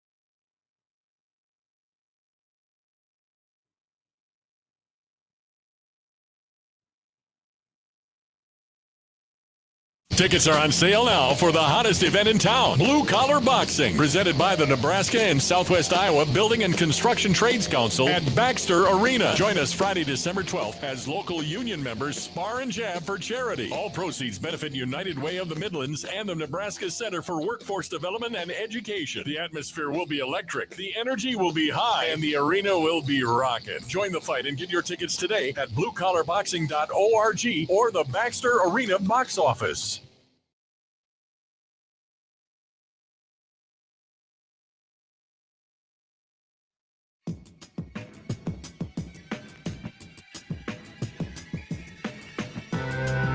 Alex on YouTube says ranked on Monday just in time to lose to Wisconsin on the 10th. I've already accepted this fate. No. There is a certain rhythm and a cadence to a season, you know. We're often fatalist about our basketball teams around here. You know, if you're a Nebraska ball fan, you're like, oh, cool, we'll get ranked just in time for us to, you know, lose 100 games in a row and return to the depths of wherever we came from. If you're a Creighton fan, you're having a really good year. You're like, well, I wonder when someone tears their ACL. You know, that's got to be coming soon. Pop, something like that. So yeah, we're all a little bit like that with our teams. When things are going too well, You think, when's the other shoe going to drop? And by the way, that is part of why I'm selecting Creighton in this game. Things are going too well for Nebraska. They're definitely riding higher than Creighton right now. No doubt. No doubt. They're feeling good about themselves. We'll see how the favorite plays on Sunday. To the polls from today. Is Baccarat super hot? I don't think so. I don't think so either. It's not Casino Royale. 79% say new. Would you like to go to Dubai to watch Nebraska ball? Not for me. Nope. 65% say no. And those are the polls. Those are the polls. That's literally it for the poll questions. All right, Josh, what are we watching? Well, we're watching the NFL this weekend. Commanders Vikings here at noon on Sunday on Big Fox, followed by Bears Packers, a football game of much significance. Yeah. Same time on CBS, just a late game on CBS this weekend. Broncos, Raiders, and then Sunday Night Football from GEHA. It's the Chiefs hosting the Texans. Jihad. College football Sun Belt title, Troy JMU, 6 o'clock tonight on ESPN. The American is decided tonight at 7 on ABC, North Texas and Tulane. Mountain West tonight on Big Fox, UNLV against Boise State. And, of course, you have your NJCAA semifinal tonight. Hello, Hong Kong. 6 o'clock on ESPN Plus. You can watch number 3 Tyler take on Iowa Western, number 2 in the country. Booth Cam returns to GoReavers.com. GoReavers.com. Is there a link on there? The fan zone is what you're going to look for. Fan zone. And then you can watch us react Show to me the pictures game. of Josh Odson. Looking a mess. College game day tomorrow in Atlanta for the SEC championship game. Your guest picker, Ernie Johnson. Oh. Former Bulldog. Okay. Men's basketball tonight, number 11 Gonzaga at number 18 Kentucky, 6 o'clock on ESPN2. See if Cincinnati and Xavier get into a fist fight at 6:30 on TNT. Tomorrow at 11 a.m. on CBS, number 10 Iowa State at number 1 Purdue. Number 4 Duke, number 7 Michigan State, 11 a.m. on Big Fox tomorrow. Number 6 Louisville, number 22 Indiana, 1:15 tomorrow on CBS. Illinois, Tennessee, 7 o'clock tomorrow night on ESPN. Number 20 Auburn, number 2 Arizona, 9 o'clock tomorrow on ESPN. And, of course, 4 o'clock Sunday on FS1, Creighton, Nebraska. Our coverage begins right here on 1620 The Zone at 2 o'clock. That's right. 3:30 pregame. 2 o'clock. With John Bishop. Well, you want the big pregame. Hour and a half. That's right. It's Creighton, Nebraska. I like it. NBA tonight, Lakers, Celtics, 6 o'clock on Amazon Prime. LeBron listed as doubtful. Mavericks and the 21-1 Oklahoma City Thunder, 8:30 on Amazon Prime. Volleyball NCAA tournament continues tonight. Northern Iowa and Creighton each have a 26-5 record. They'll face off in the Booth Bowl tonight, 6:30 on ESPN Plus. And then Long Island and Nebraska, a minus 100,000 favorite. Shark Week, 7 o'clock on ESPN Plus. LIU started the year 0-6. They're now 20-8. And finally, new movie on Netflix, Jay Kelly, a movie star played by George Clooney, confronts his past and present on a journey through Europe with his devoted manager, played by Adam Sandler. Serious Oscar buzz for both George Clooney and the Sandman. Whoa. Yeah. Josh, I couldn't help but notice that you mentioned all the other conference championship games except for the MAC. What's wrong with you? I didn't know if anyone cared about the MAC. The MAC championship game is tomorrow at 11, Miami of Ohio and Western Michigan. Well, I didn't do the college football games tomorrow. Oh. Because we talked about most of them. Yeah, we did. We talked about all of them except for the MAC. Yeah. So, yeah, give them their due. They're battling it out. Shout out to the MAC. Your last taste of MACtion coming up tomorrow morning. That is going to do it for us today. Josh, good luck tonight. Good luck to the Rivas. Thank you. That is the show. If you missed anything, 1620thezone.com is where you can find it. The crossover, I think, is coming up next.